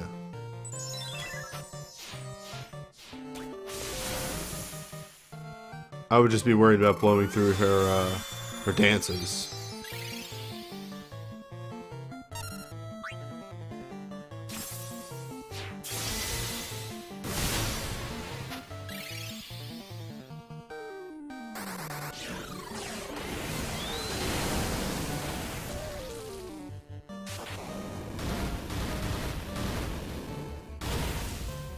I mean, what we're truly seeing here is the effect of a lack of any boost on the party. That's why we're doing so little damage. Luckily, everybody in the party can eventually self-buff.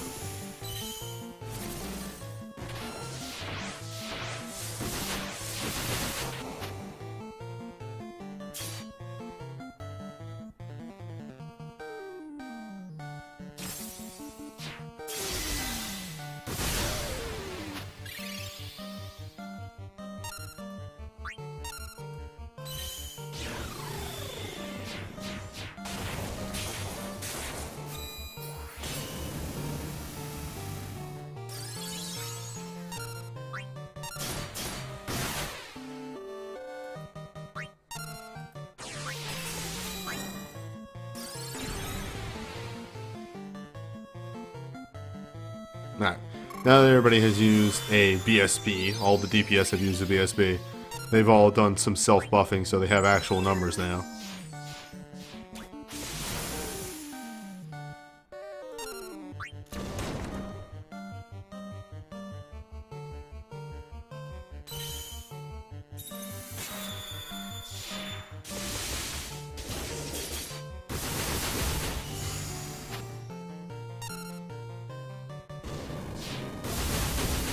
Numbers. They exist.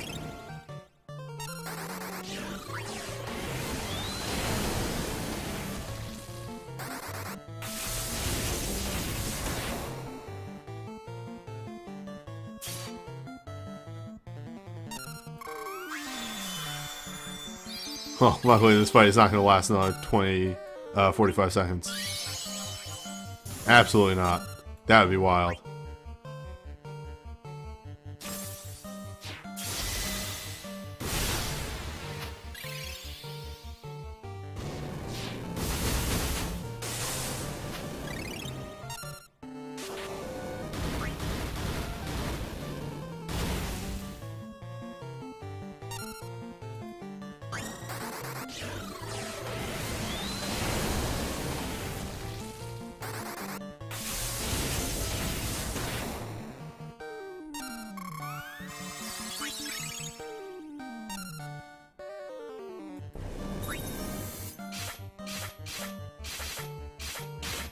She's fine. Hiss.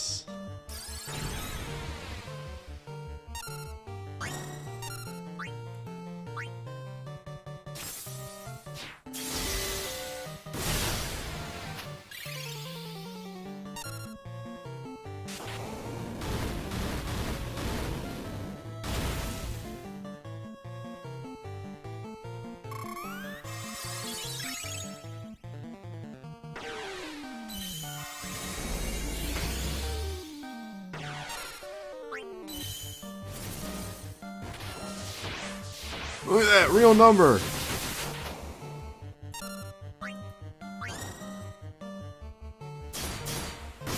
Alright, so that's the unremovable buff. We can't do anything about that one.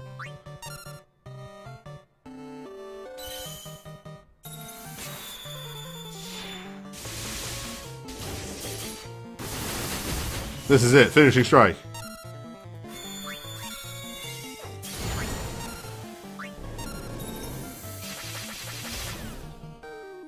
Oh!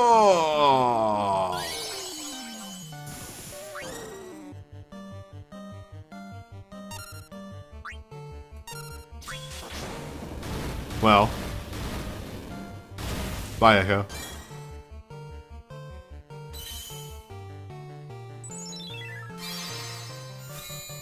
Yeah, that was extremely a raging demon.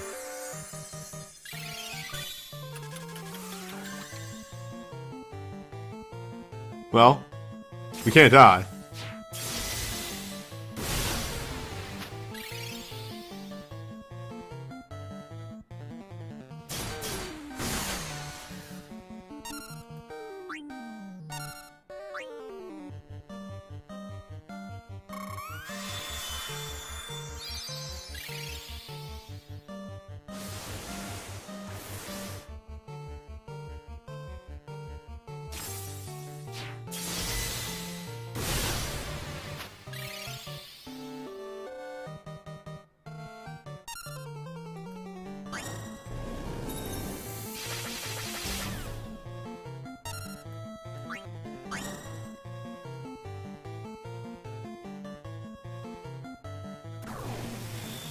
This is it. My ultimate. Oh no.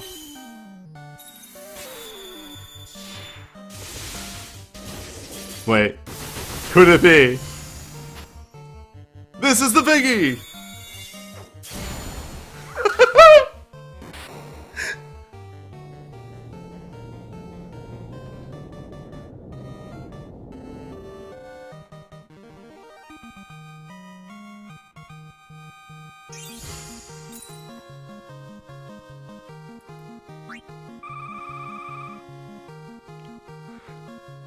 This is a party that won.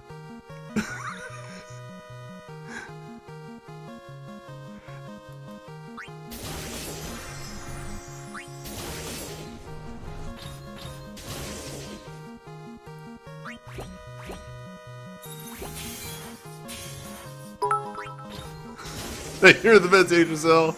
Nailed IT. Nailed IT.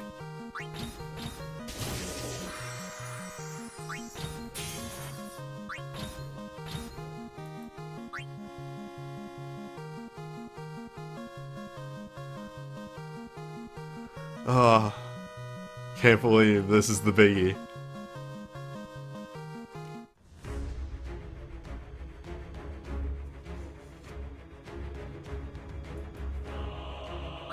Alright, so hold up. I'm gonna look at this boss description real fast one more time. Ultimate Round Edge gives the attack buff. That's what it was. So we never saw Ultimate Round Edge in the 240. We never hit that. We extremely hit that in this one, and then I did not re-debuff him after that. So that's why Incubus Soul of Chaos hit so hard. He did not have an attack debuff on.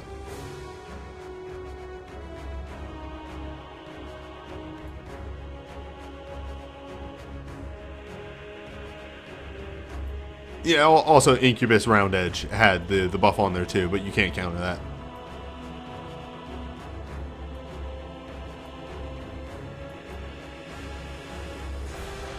But yeah, there's room for improvement, but that was a pretty good first attempt, considering how much I didn't have anything.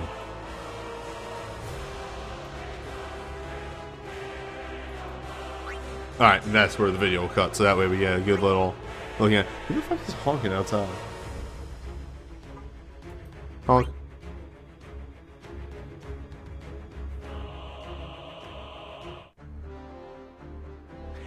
It's really good to see that even outside of being in chain, I was able to consistently get, 90k on that finisher.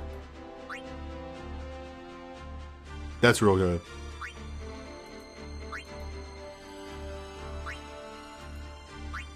Alright,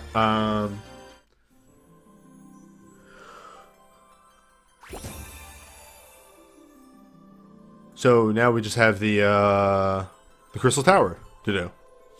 And then banner review after that.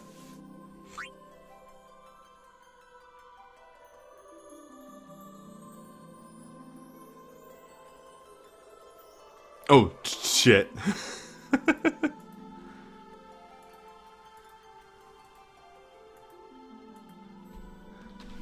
CT15.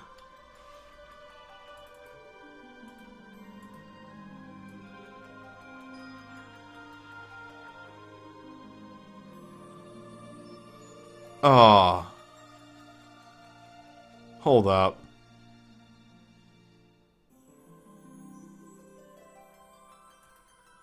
Really? Have I had that before?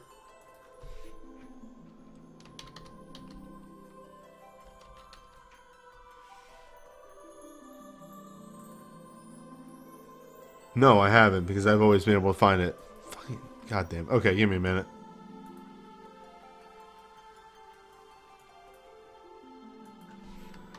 Is that just the first one that I found?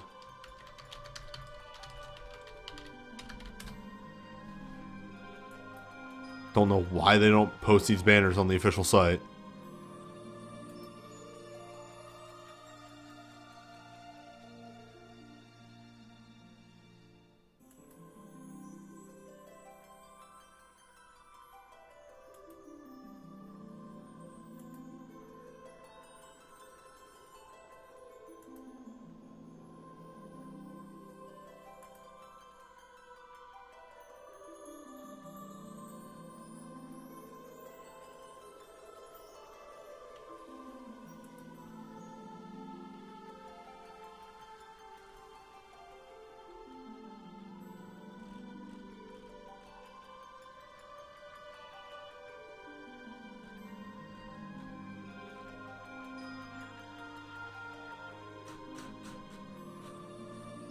Who posted the banner image in this thread?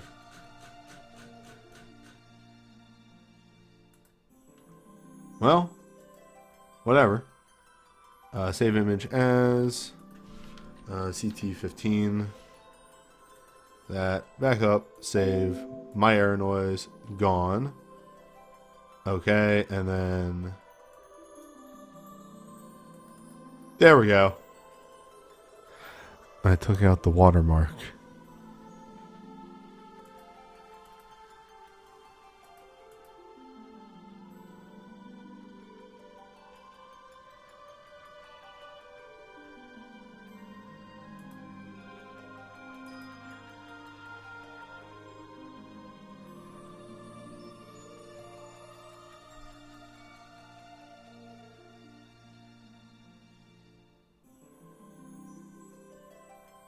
Hey, so it's the time of the month. It's time for Crystal Tower. A pretty subdued Crystal Tower, all things considered, this month. Top of the tower is Dice Dog, with all of his status effect blades all the way down. Aside from that, with both Zonde's Clone and Pite, I'm going to go with, they are just damage and nothing else, with Fenrir just having a blind and a silence for the most part. With these two middle ones actually having weaknesses, whereas the other ones you can just go hog wild with whatever you want. Yeah, pretty simple across the board.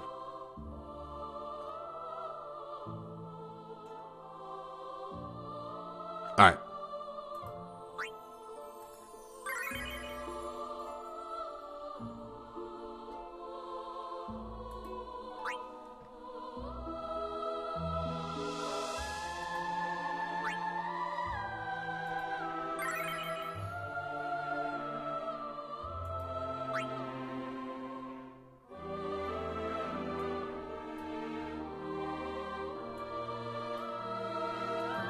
Yeah, Dice Dark, they didn't even change anything about the fight. It is wholesale, very simple, nothing fancy.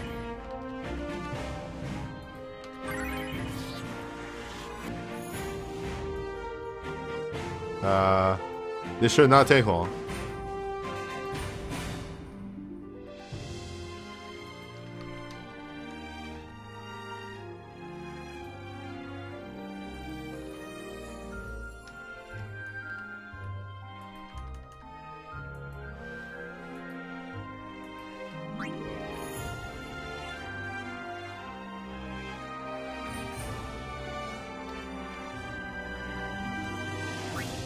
Zande is from FF3, yes.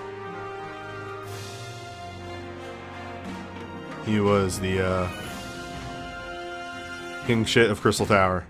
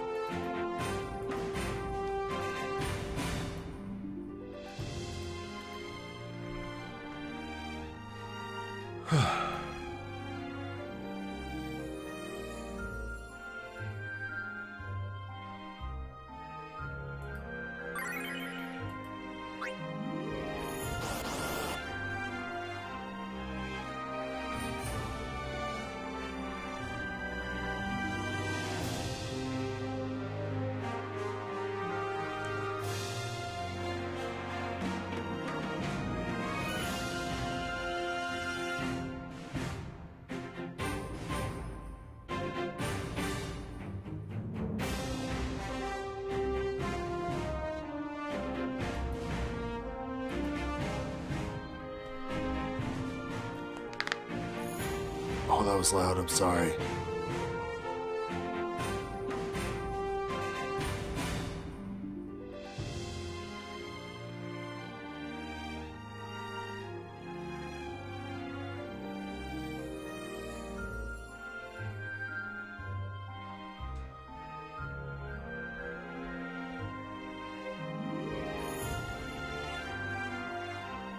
Well, now load all that data in.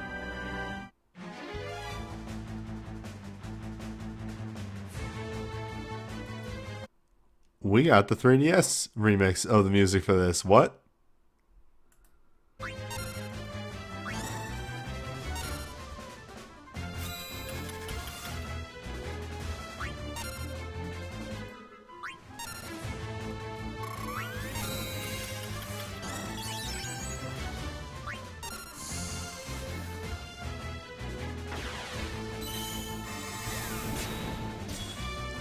I didn't bring a disc, man.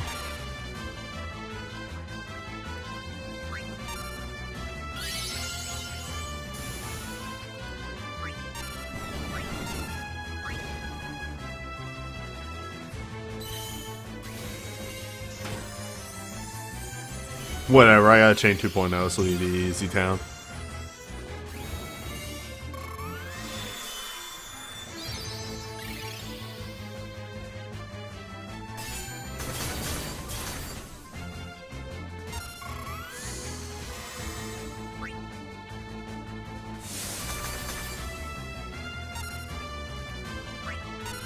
Give me that icy offering.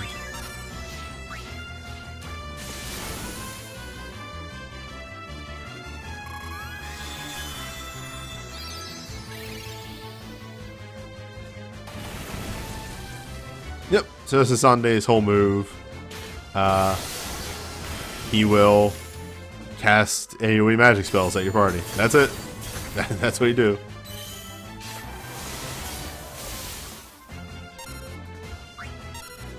Also, nuts. I see some good pools in the chat.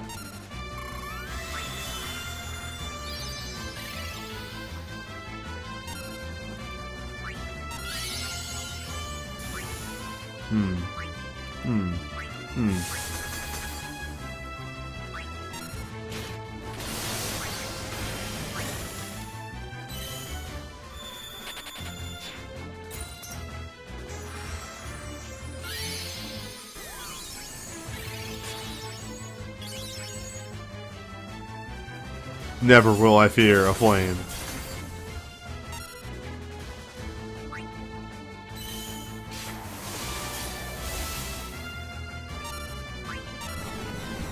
Meteors, though. Meteors are real.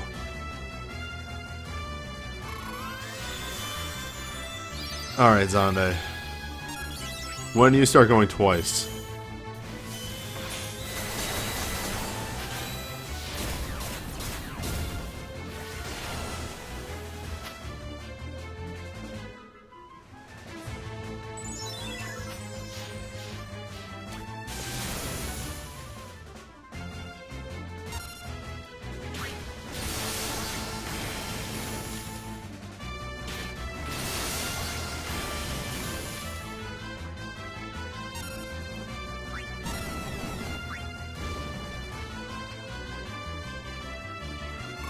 I was gonna whip out an awakening, but what if he just dies?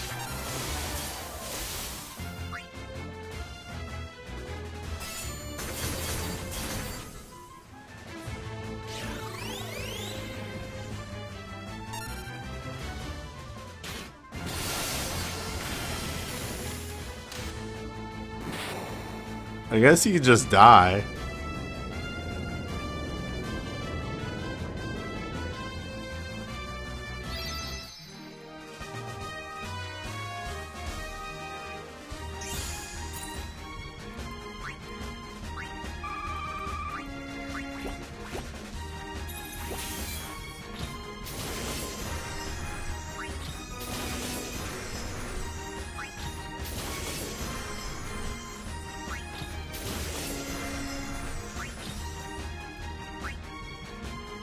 Yeah, one Imperil from Laguna? What the fuck was up with that? And he even double casted at least once.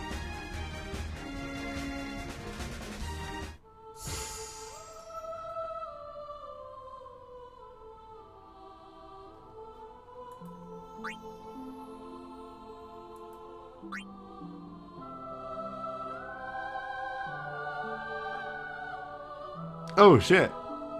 Yeah, I missed that. I got Ignis USB 2, and I don't think... I think I use it in the Torment? Yeah, I think I Torment it. That might be just about it, though.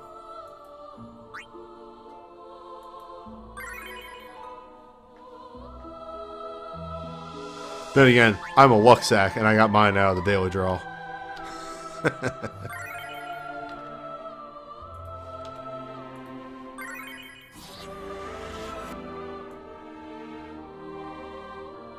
Speaking of things I got from the daily draw.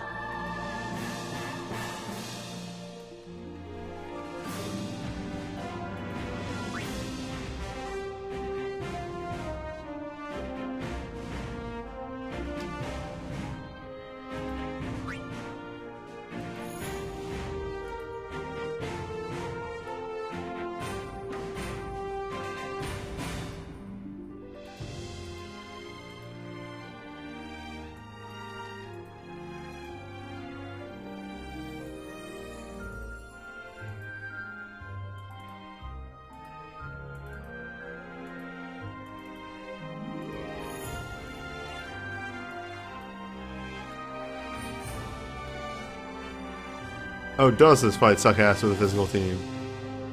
Well, we'll see how that goes.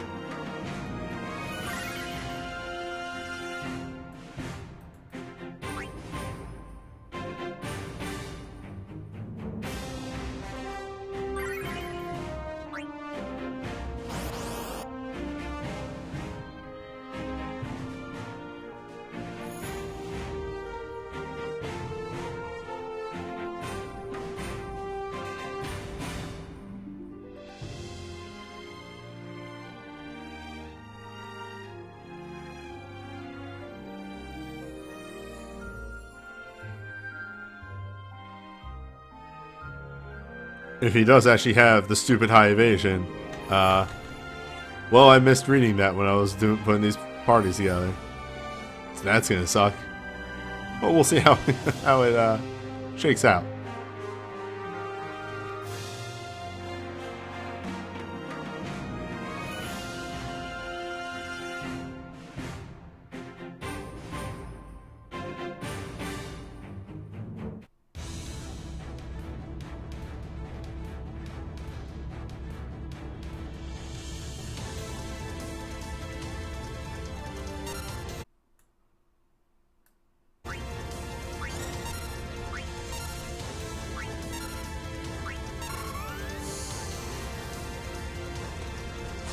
Guess you forgot to put a record thing of. God damn it. This is fine.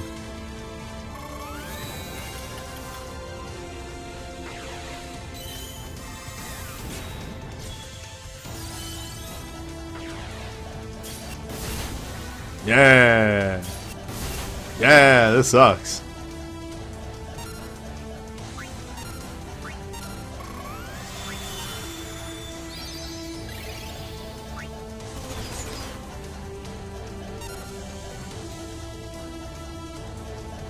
Don't ask why I brought Magic Dance to this fight. I was tired. One hit. Alright.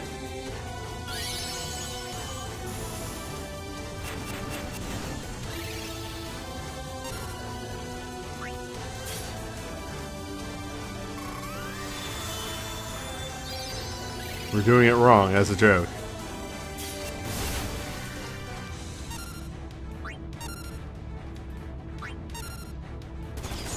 Oh, I didn't bring Magic Dance to this. Everything's fine. I'm a genius.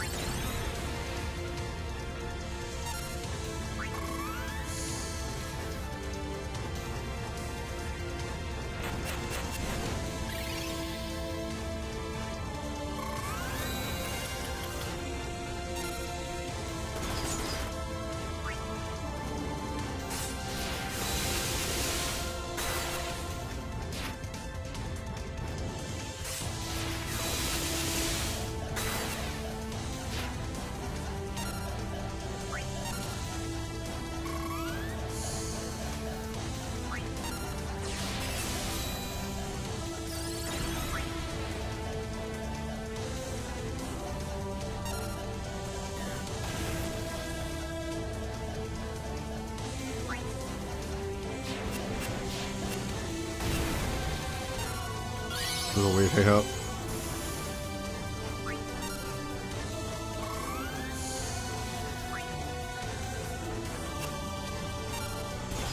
Well, I know something about the buff. Not gonna say I didn't do this wrong, because I did this wrong.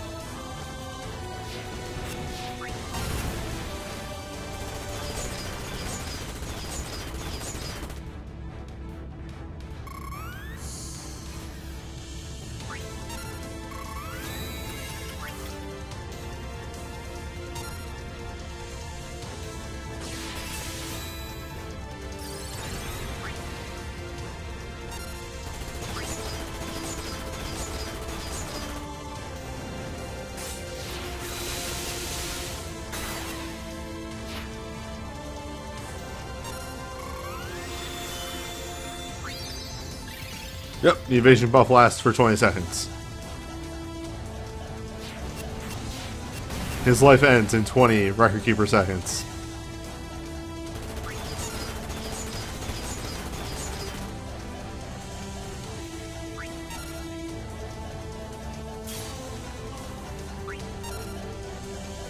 Ah, speaking of the devil.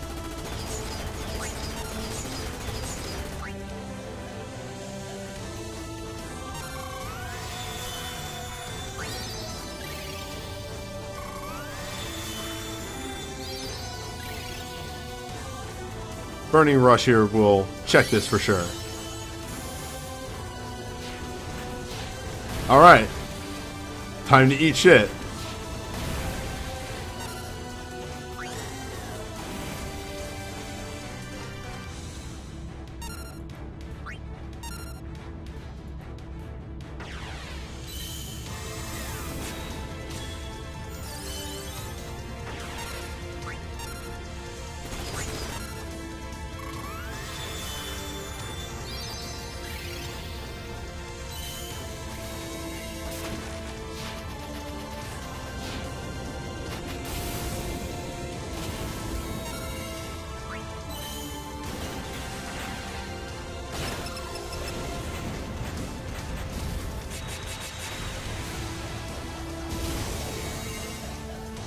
10,000 years.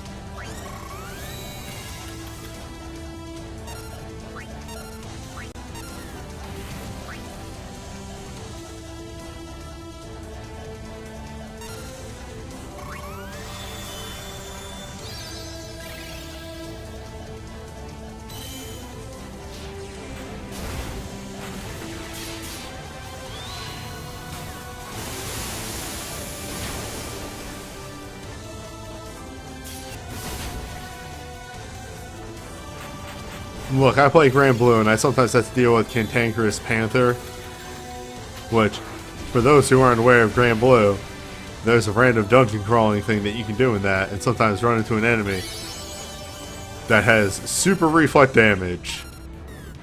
But if you wait 2 hours, the buff wears off.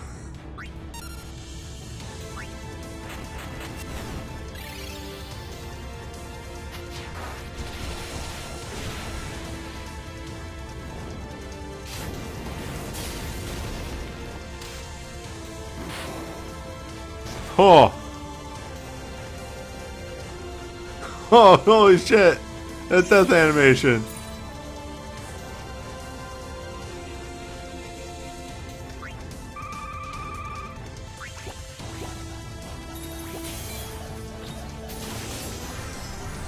Yes guys, literally 2 hours. That's not how you're supposed to do it. You're supposed to, do big hits and not take too much damage back. But yes, everything in Grand Blue actually works on a timer one way or another. And most buffs, even if they don't have... Oh, you know, are... Okay, you know. Yeah, most buffs, even if they don't have a timer on them, actually have a hidden timer of 2 hours. This counts for your buffs, too. Any character that, starts a fight with a buff, if you wait 2 hours, they lose it. This includes stuff like, say... Light Rabomi's ammo. The thing that she needs to be a unit.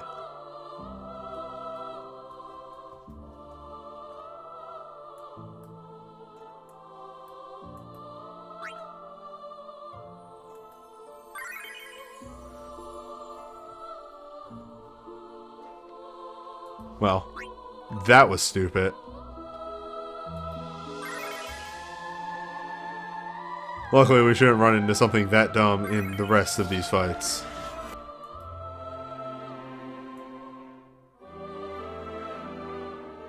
I do appreciate that they gave this boss a weakness, because they realized that, hey y'all, we're sorry, we're dumb.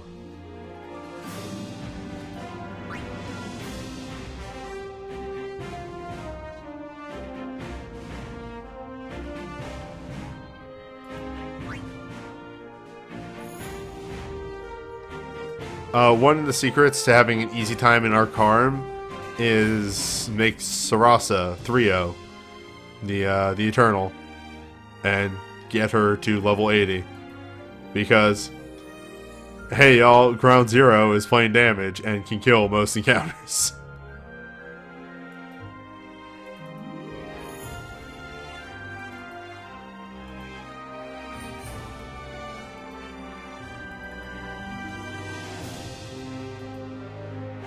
Getting Eternals are hard. Alright, I'll let you take that back. Getting your first Eternal is hard. Once you get the first one, they become way easier.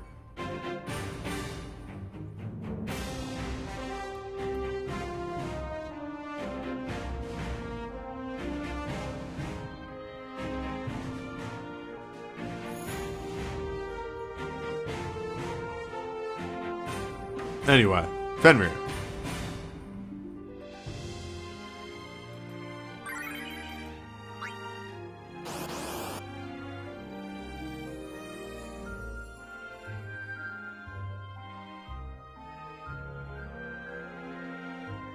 Well, we're loading into this fight, and this is going to be in the video, but I want to just stay on the subject for a second. Grand Blue related. Leo, they actually made that better. Guild Wars chests can now drop those weapons.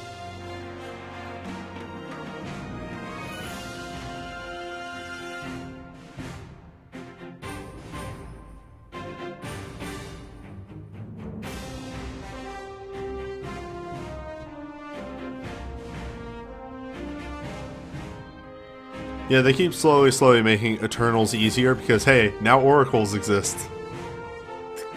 Go fuck off to Arkarm for 12 days.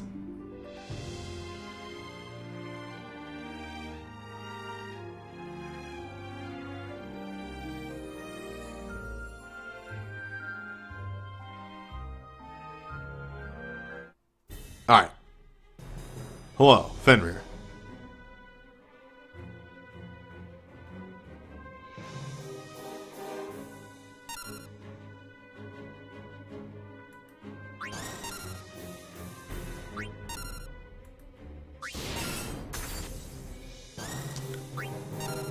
I should have casted haste.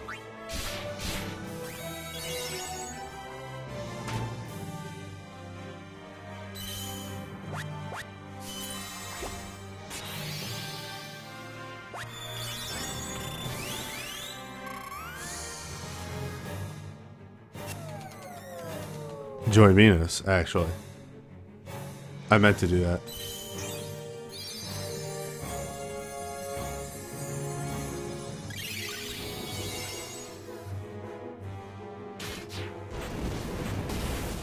Well,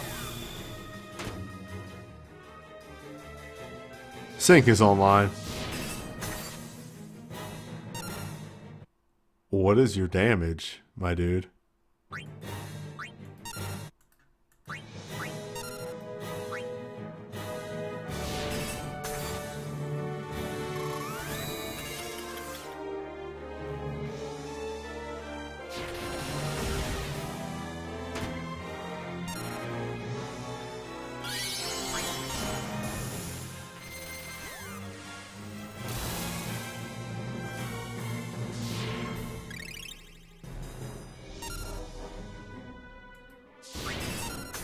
I'm just gonna keep doing this move forever. It's all good, right?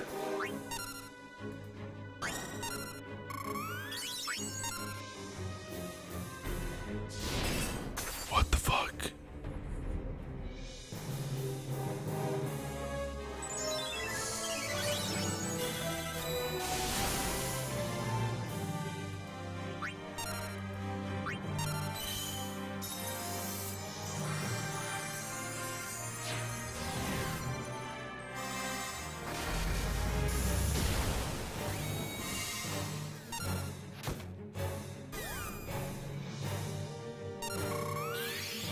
Okay.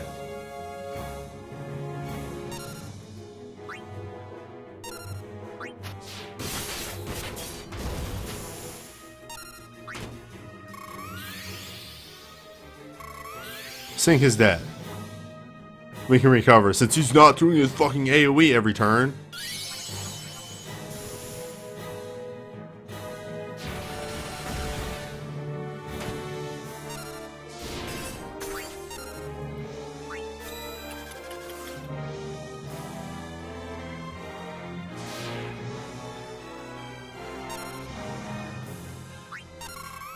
Good looking out, I could do.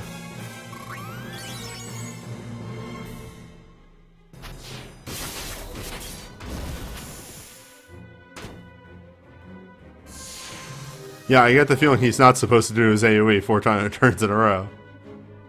That was weird.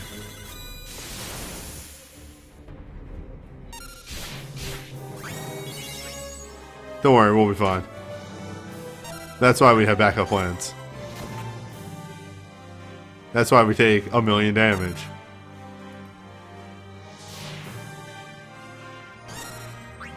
Oh!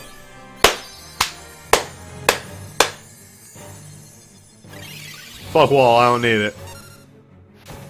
Wall ain't shit.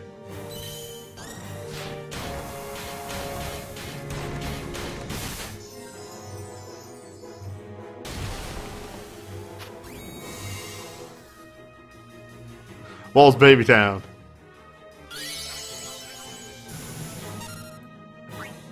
This is the new meta. No wall fights.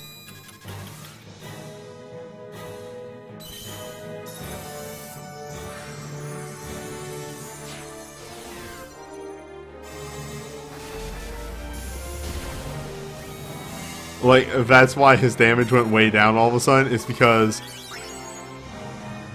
we casted Dorgan's BSB, which gives us a defense up.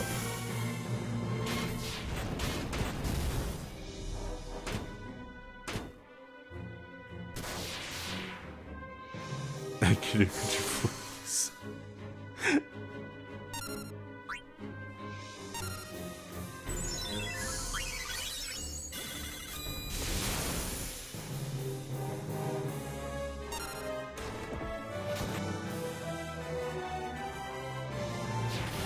Yeah, we got there. We got there. We did it wrong as a joke. Welcome to the Crystal Tower of doing it wrong as a joke. I was thinking about Grand Blue.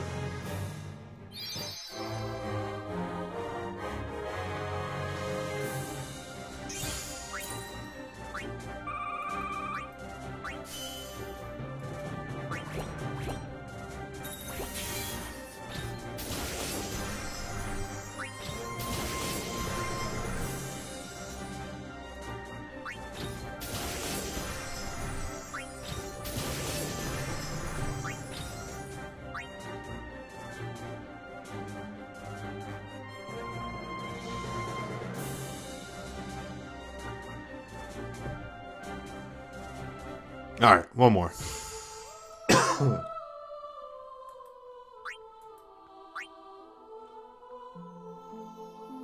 This one, I can't fuck up. Literally, impossible.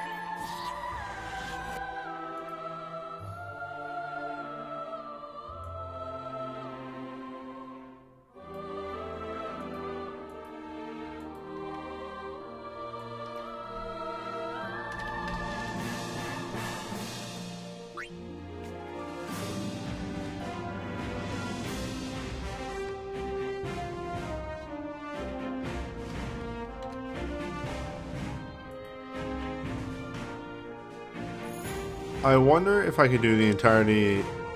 No, because I need buffs.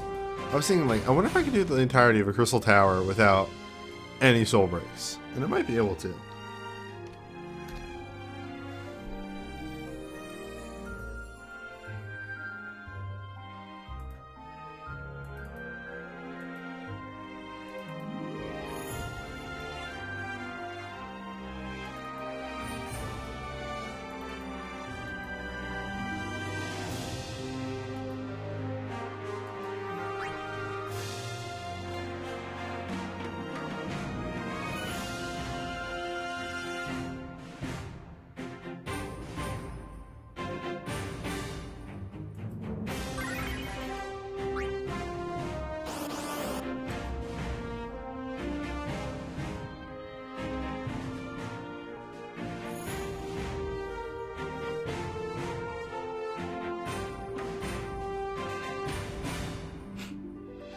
Yeah. Oh no, spoilers. He's a Spellblader in Tactics. He does Spellblade moves. Spoilers. He's like Wygriff. Or Iris.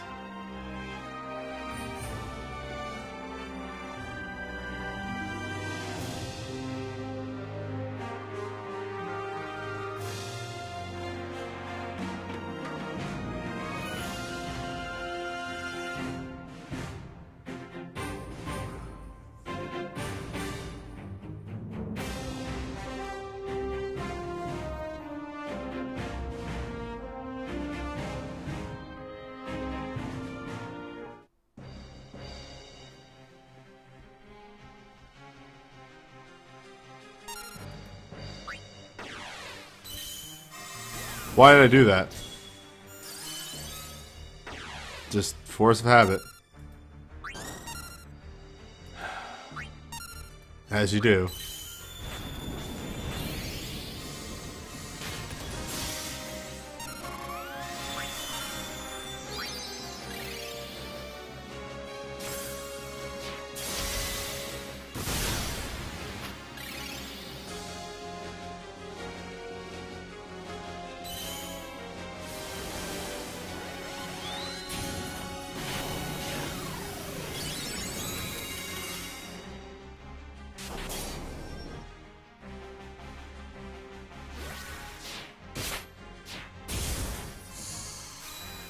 Nice. Love it on the first hit. What more could you ask for?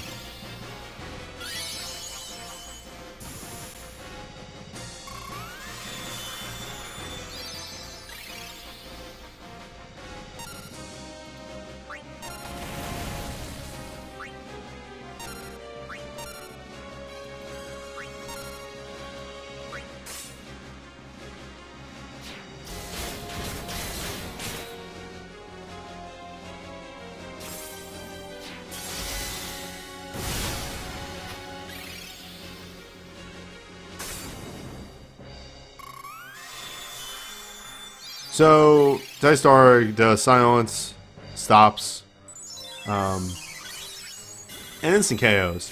And considering that two of those status effects you can recover from, and one you can't, solve the riddle of which one you should spec your team out for. That's right, silence. No. Bring instant KO resist. You can Astro the other two.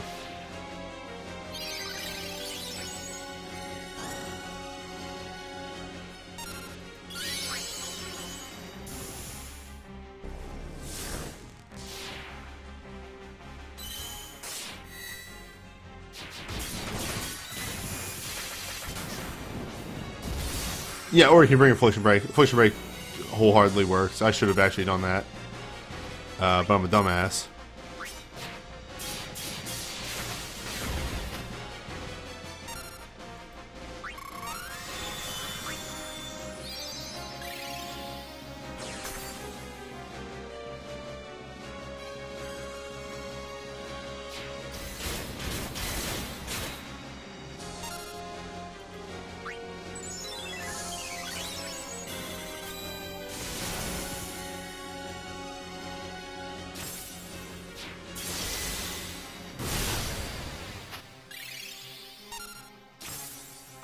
Yeah. Also, don't bring pure defense or resistance buffs against him. He has crush moves. That will remove those.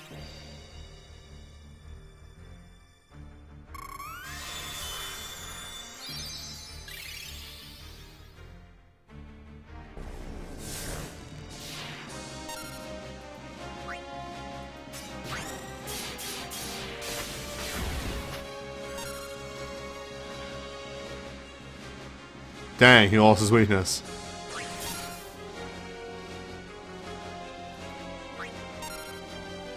Dang, this fight existed. A weirdly, again, very easy top of the tower boss. The past 2 weeks past 2 months, really have not been that hard.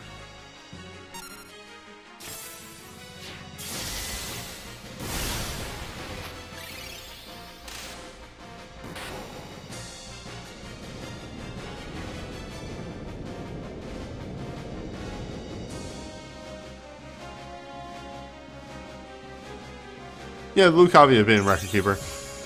What, we fought Cuchulaon, we fought Belias, and we've fought Hashmal.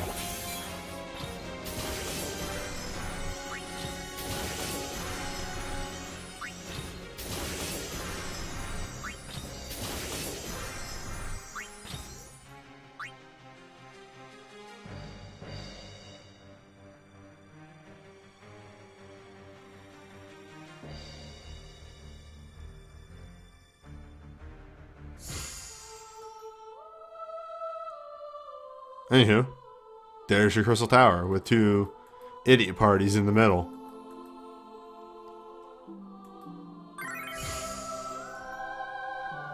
I'm going to do an outro for that, and then we're going to move to banners. Wait, what? Another announcement? Oh, shit. Cool.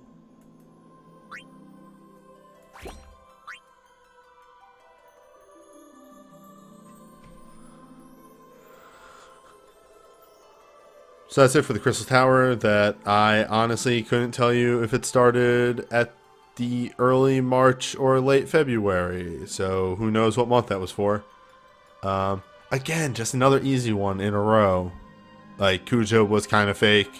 Dice Dark was kind of fake if you bring KO resistance.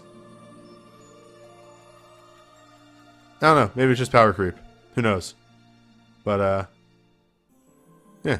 I will see you next Crystal Tower. Yeah, it's actually kind of a crazy thing. English Record Keeper released a year after Grand Blue, and Japanese Record Keeper and Grand Blue are actually pretty close together in age. I think they're only about 6 months apart.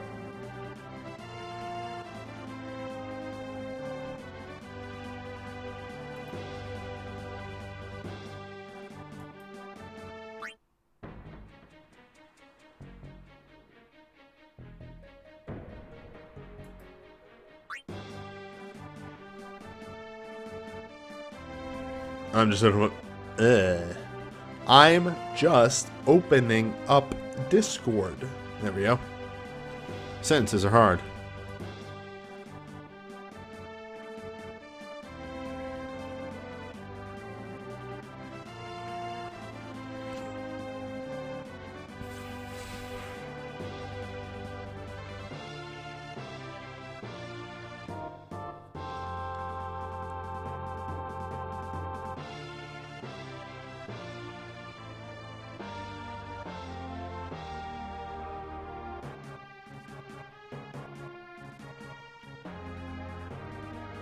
Alright. Oh, whoa. Hey, so, Wool's good now, did you hear? You mean the blank? Yeah, the blank. Dog, he was always good. Well, you know, in mechanics-wise and stuff, but yeah, he's got some good stuff on here now. Wool was always solid in my eyes. Anyway. First banner. We got the Masters Arcane, which is Earth, Fire, Lightning. You know, your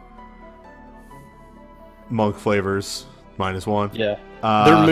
They're just moving him over into Generalist Monk, which is honestly a good choice for him. He has the dive for it, and he's really just sort of NE before this, so...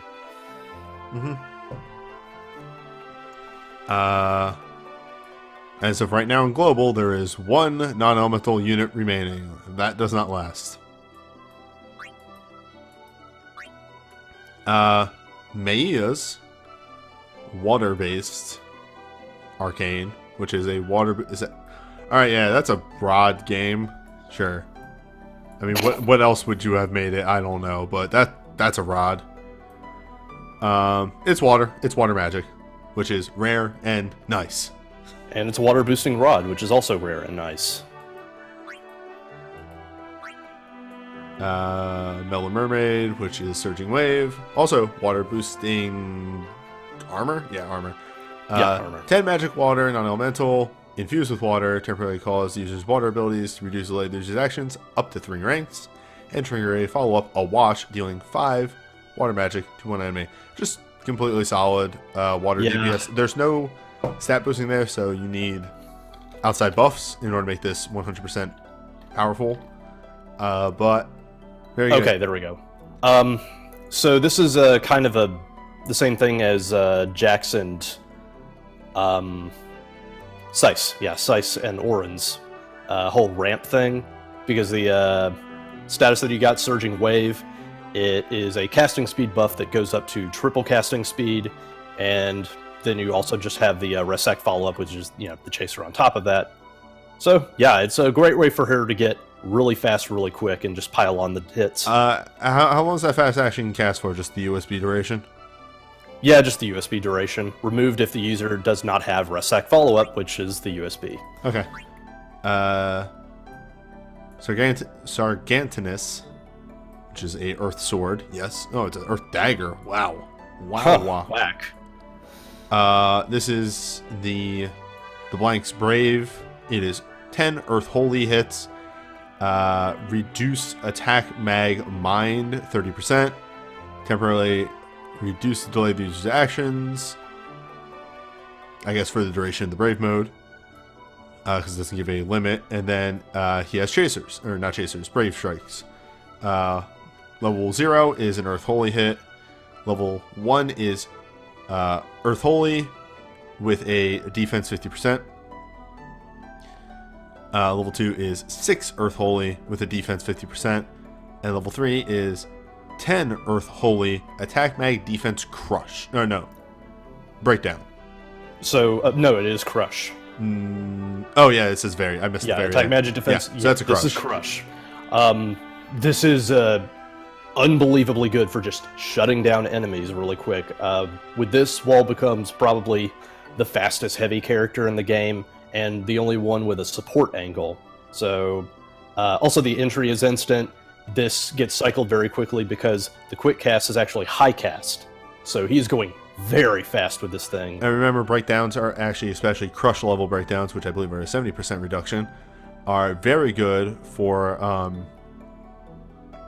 Magicite. Yeah, 5-star Magicite. Because those only have a 70% break resistance, so breaks are actually real on those.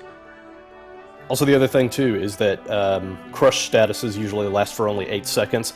Well, we'll never run into that problem with this USB up. Yeah. The final follow-up on that is, while he is heavy-based crushes with these, heavy physical-based, no overstriking on these, so you do actually just need another heavy physical user in your party.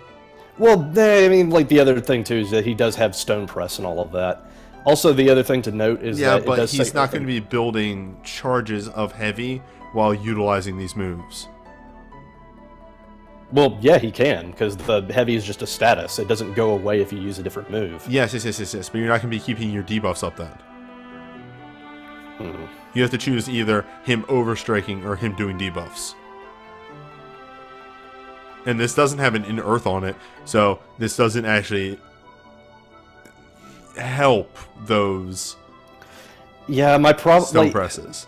The problem that I have with that statement is that he's just going so fast that he can easily juggle all of that crap.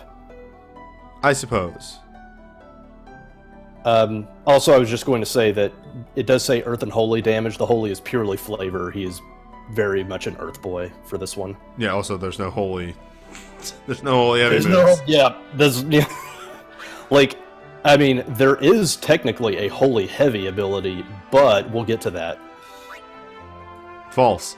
But I'll take your word for it. Echo. Sorry, I always want to say Echo. Echo Showtime. Temporarily raise the magic and defense 30% for the entire party. Grant them protect, haste, reduce delay of their actions for 2 turns. Torment bait, but solid outside of Torment. Yeah, it's pretty solid. Yeah, it's a good buffing suite. Yeah, I mean, you're getting a mag defense 30% up, which is a unique mod, like a pretty rare. It's a rarer modifier. Protect and haste, and fast cast for 2 turns. Yeah, fuck it. Yeah, untyped too, so that benefits everybody. That's great. That's fantastic. I actually kind of want this. This is really good.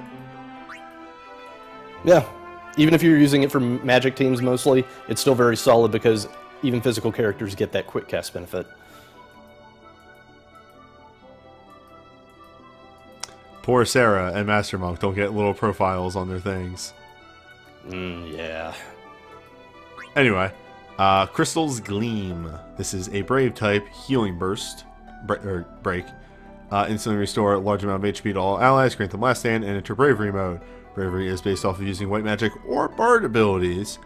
Starts out with a single target heal, then a weak medica, a stronger medica, and then a stronger medica that reduces delays for all actions for 1 turn. Yeah, you want to go real fast, then this might be the healing soul break for you. Yep. It's really solid. She might be able to get this off twice in her bravery. Maybe. Yeah. Do you think you can cast 4 abilities? One of those is a quick cast in 1 bravery. I think what really makes this one is it's very good for setups. You're able to like pump up the brave and then sit on the brave until you're ready and then fire it off and get that instant cast for your stuff. Yeah, I can see that.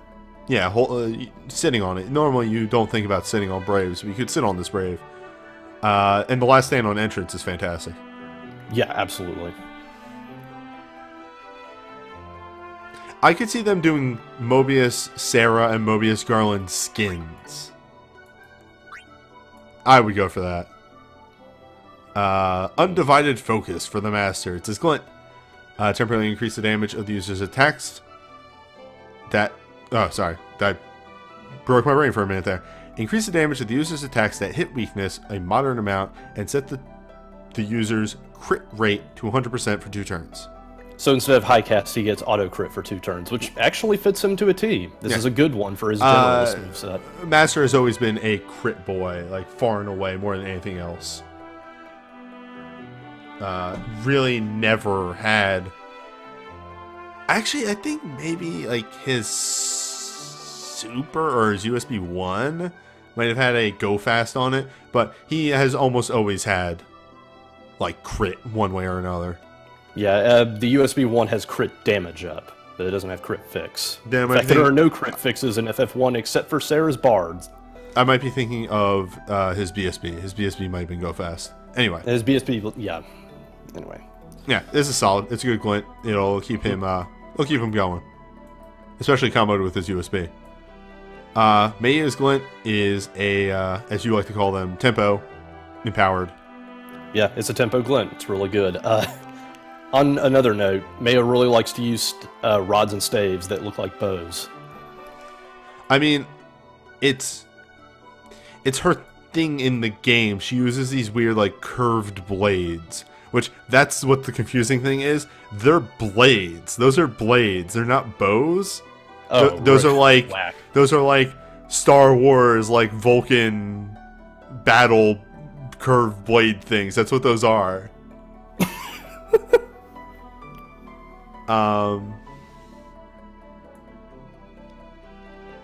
Yeah, so like I would have thought like swords, but yeah, rods. Okay.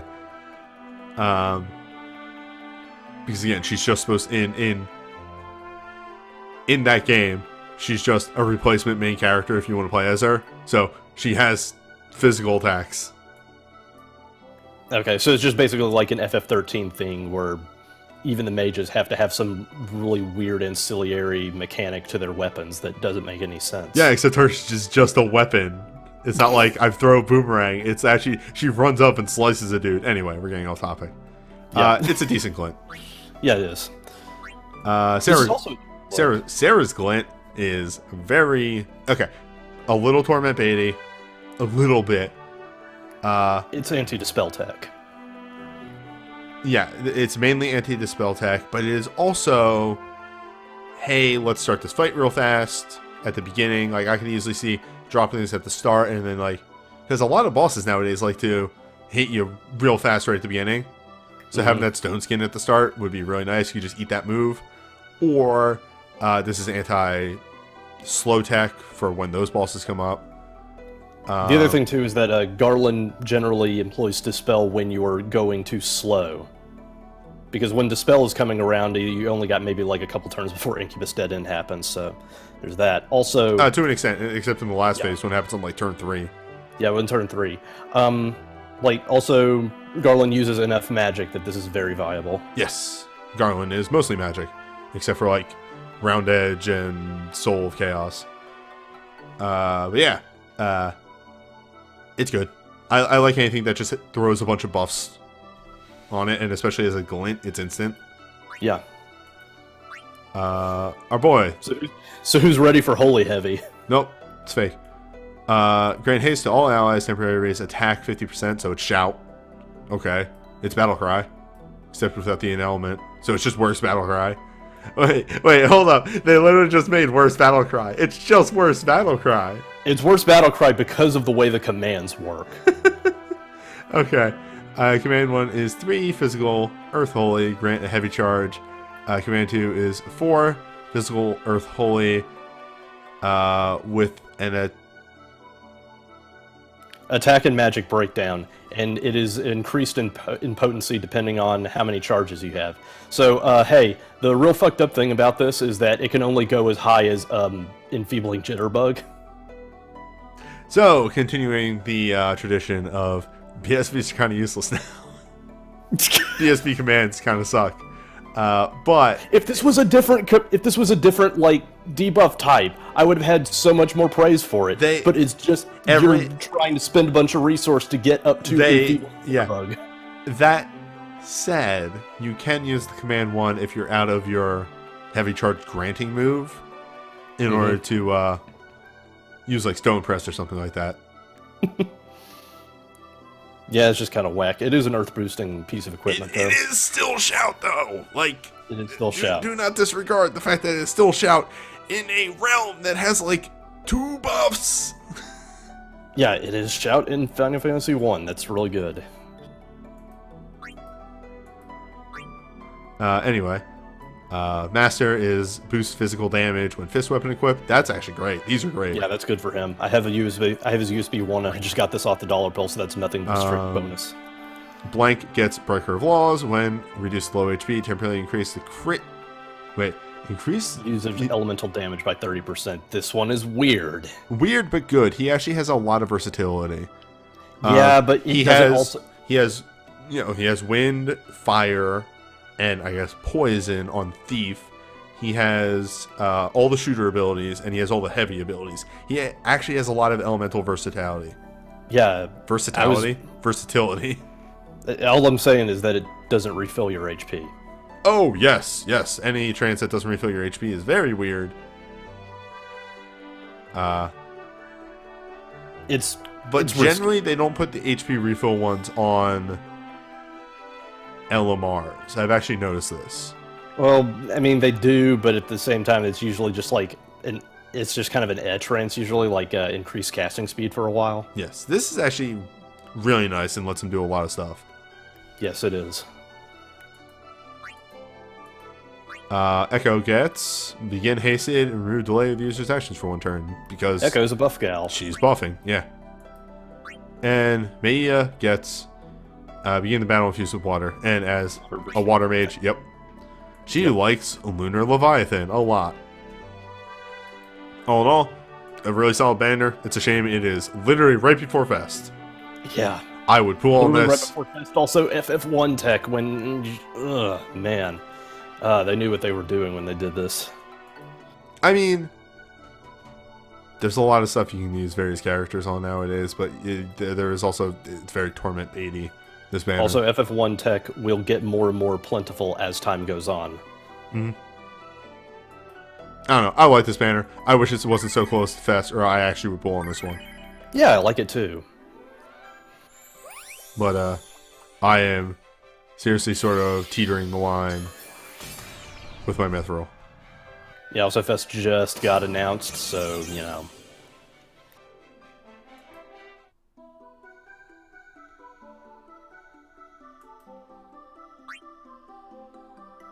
Okay. Banner the second. There's a lot of old stuff on this one, right? Yeah, it's mostly pickups.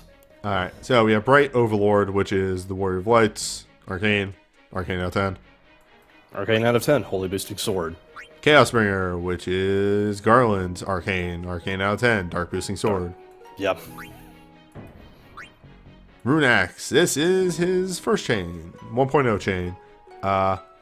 This is one of those ones that doesn't give a bunch of benefits to the party at all, but does boost the chain to 22%. from the Yeah, get-go. that's its benefit. Reminder that chains already boost 20%, so by casting this chain, you are giving a 40% boost to the entire party from the get-go. Also, Garland is heavy now, so he can contribute a lot more hits to this. Yes. Garland USB. Ooh, there's a lot of words here. Dark boosting sword, first of all, but deal 10 physical dark, non-elemental to one target, temporarily infused with the power of dark, cause the user's darkness abilities to reduce delay the user's actions for one turn, cause darkness abilities to trigger follow-up, grip of chaos, dealing 2 physical dark, non-elemental to one target, and healing for a portion of damage dealt. So easily one should be comboed with Sanguine or Crimson Cross.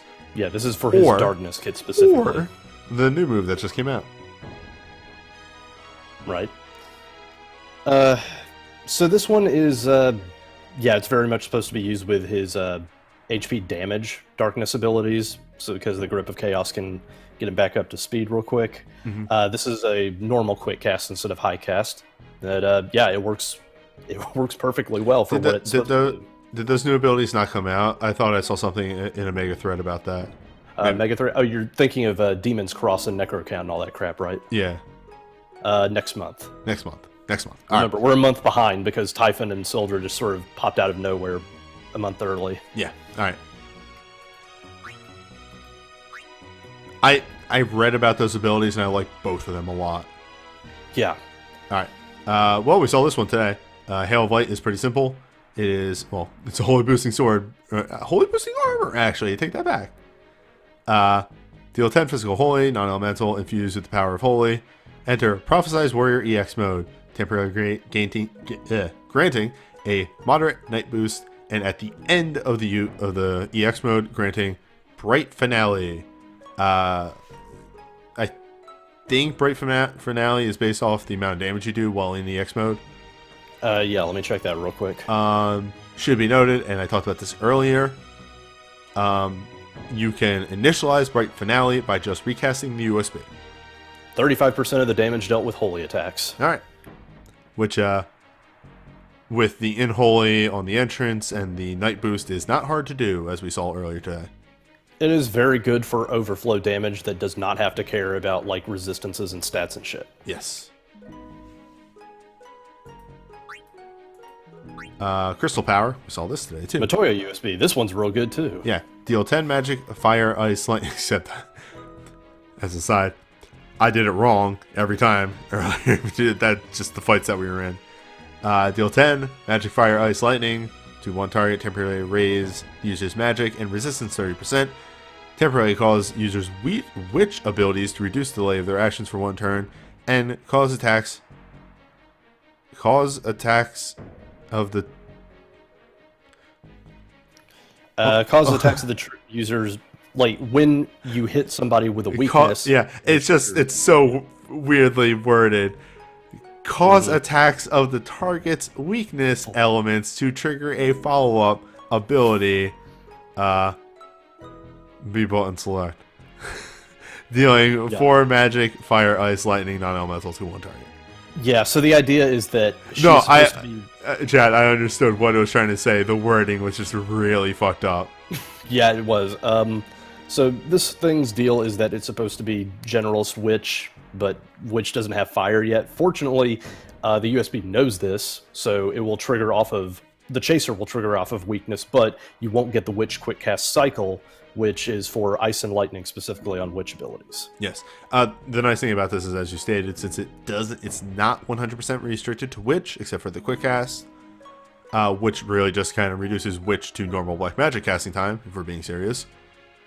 Also, she has double cast Witch on dive. Yes. Due to that, this does, give her a bit more versatility. She can utilize this with Meltdown. She can utilize this with Voltec. Yes. It's very useful. Yeah. Moving on to this old ass thing. Twin Swords is... This is actually the good burst. Yeah, it's still old though. 8 physical dark, non-elemental, infused with dark, enter burst mode. Command 1 is 2 physical dark, non-elemental, grant 1 rank of cycle of death. Command 2 is 4/2/7 hits, crit chance, number of hits, damage dealt, mattering on cycle. It's Squall BSB2, but dark. Which is a good format to be in. It's the one that you can actually do damage in these days. The only downside you can say to this is the fact that Garland is slow. Yeah. And he can't double cast unless you get it to Elmar. Yeah, I think his dive is like 40% chance to heal off of darkness moves. Yes. Age-old Hymn. Restore a moderate amount of HP. Enable each ally to avoid one magic attack and temporarily raise the user's mind and resistance 30%. Enter burst mode. Command 1 is an instant single target heal with major regen. Command 2 is a Medica. Solid. Yeah. Good heal the burst. only thing to note is that this is not a Curaga. This is not a Curaga. This is a Cura because she's getting the mind boost off of this. Yes. Elmar's Warrior of Light has wow, what the fuck? After taking damage from an enemy attack, small chance to deal 3 physical holy non-elemental and trigger Shining Heart, restoring 1.5k HP to one ally. Yo, this is good. It's This is good. just It's taking good, but damage. weird. Yeah, like it's about as weird as like say Strago's dive, where Yeah. he just gets to cancel an AOE sometimes. Still good. Battle Lust is Garland starts in Dark. Fine. Absolute Justice is Warrior of Light starts in Holied. Fine. Yeah. Frenzied Warrior. That's what I was thinking of. When low on HP, restore HP to user and temporarily reduce the delay of their actions. Can trigger only once. Yeah, that's a quick cast. Yep. Trance. And that combos really well with the BSB. Wow, there's a lot of LMRs on this. Yes, there are. Warrior's Ballad. Small chance to restore a small amount of HP when using Bard abilities on Sarah. Yeah, I mean, she's a bard gal, so that's good. It's a shame that Sarah is the only healer for one. Yeah. Matoya is significantly more damage when witch abilities and a staff is equipped. Synergizes with her dive. Yep.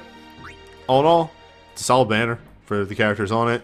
It's a little disjointed, like elemental wise, but that's because FF1 each character does a different element. But all in all, it is a good. It's alright banner. I don't hate anything on here except for the BSBs, but that's welcome to the new age. Yeah, and really the worst thing you could say about Garland's BSB is just Garland is a slow boy. Yep.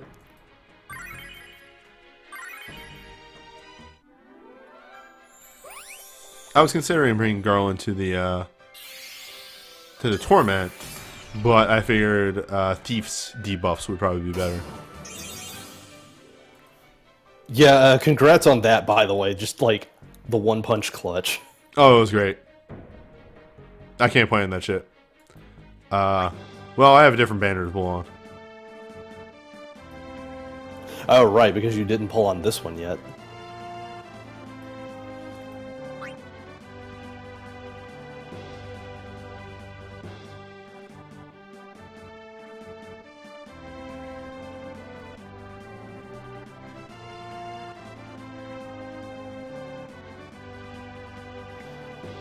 Also, with this, the very last torment that we have is Final Fantasy II, and that's coming shortly after Fest. Yep. Not doing the 500 gem. I don't need anything off of that. Because the 500 gem was like the package deal ones, right? It was the USB select. USB. Oh.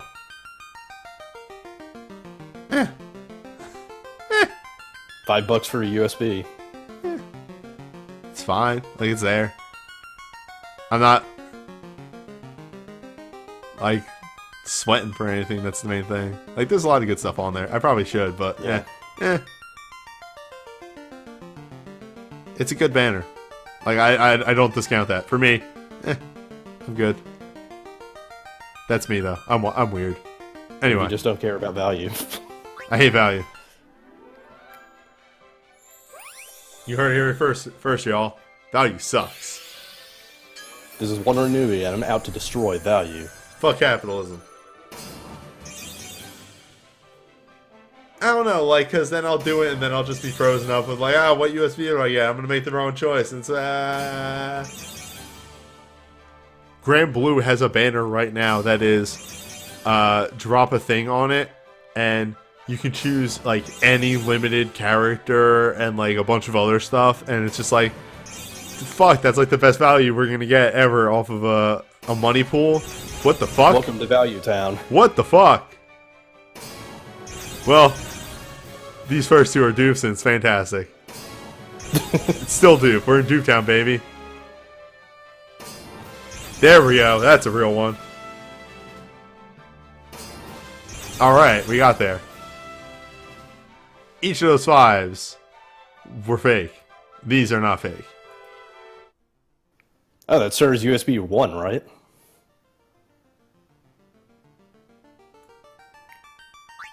I mean, it would have to be. Well, remember how I was using her to grant haste at the start of the fight? Well, what if? More so, actually. Oh, fuck, right, because you were using Ancient's loot. I forgot about that. Huh. Well, hello, source of hatred. It's whack that I got this, and it's still good. But I feel like Thief adds more with the debuffs. I mean, you still got value out of, you know, Sarah. The rest of these, I'm pretty sure I'm going to you double. got yourself a sub 30. Yeah, I do actually want to mention that real fast.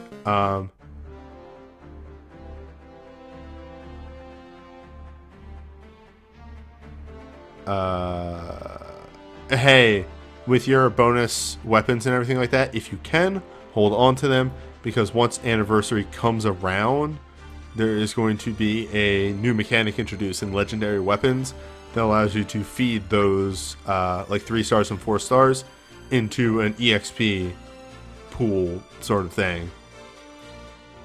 Oh, hey, I actually didn't have that burst on Garland. Plus 10 attack for Garland. I did have that in Omar. I knew that. Okay. Yeah, so it's just more or less going to be like, because we're also later on going to be getting, Dana just keeps track of all the relics that you've gotten. You don't have to just have them in your vault anymore to prove that you have them. I want that sooner than later. Anyway. That's it for a YouTube video. Hope you enjoyed Banner Chat.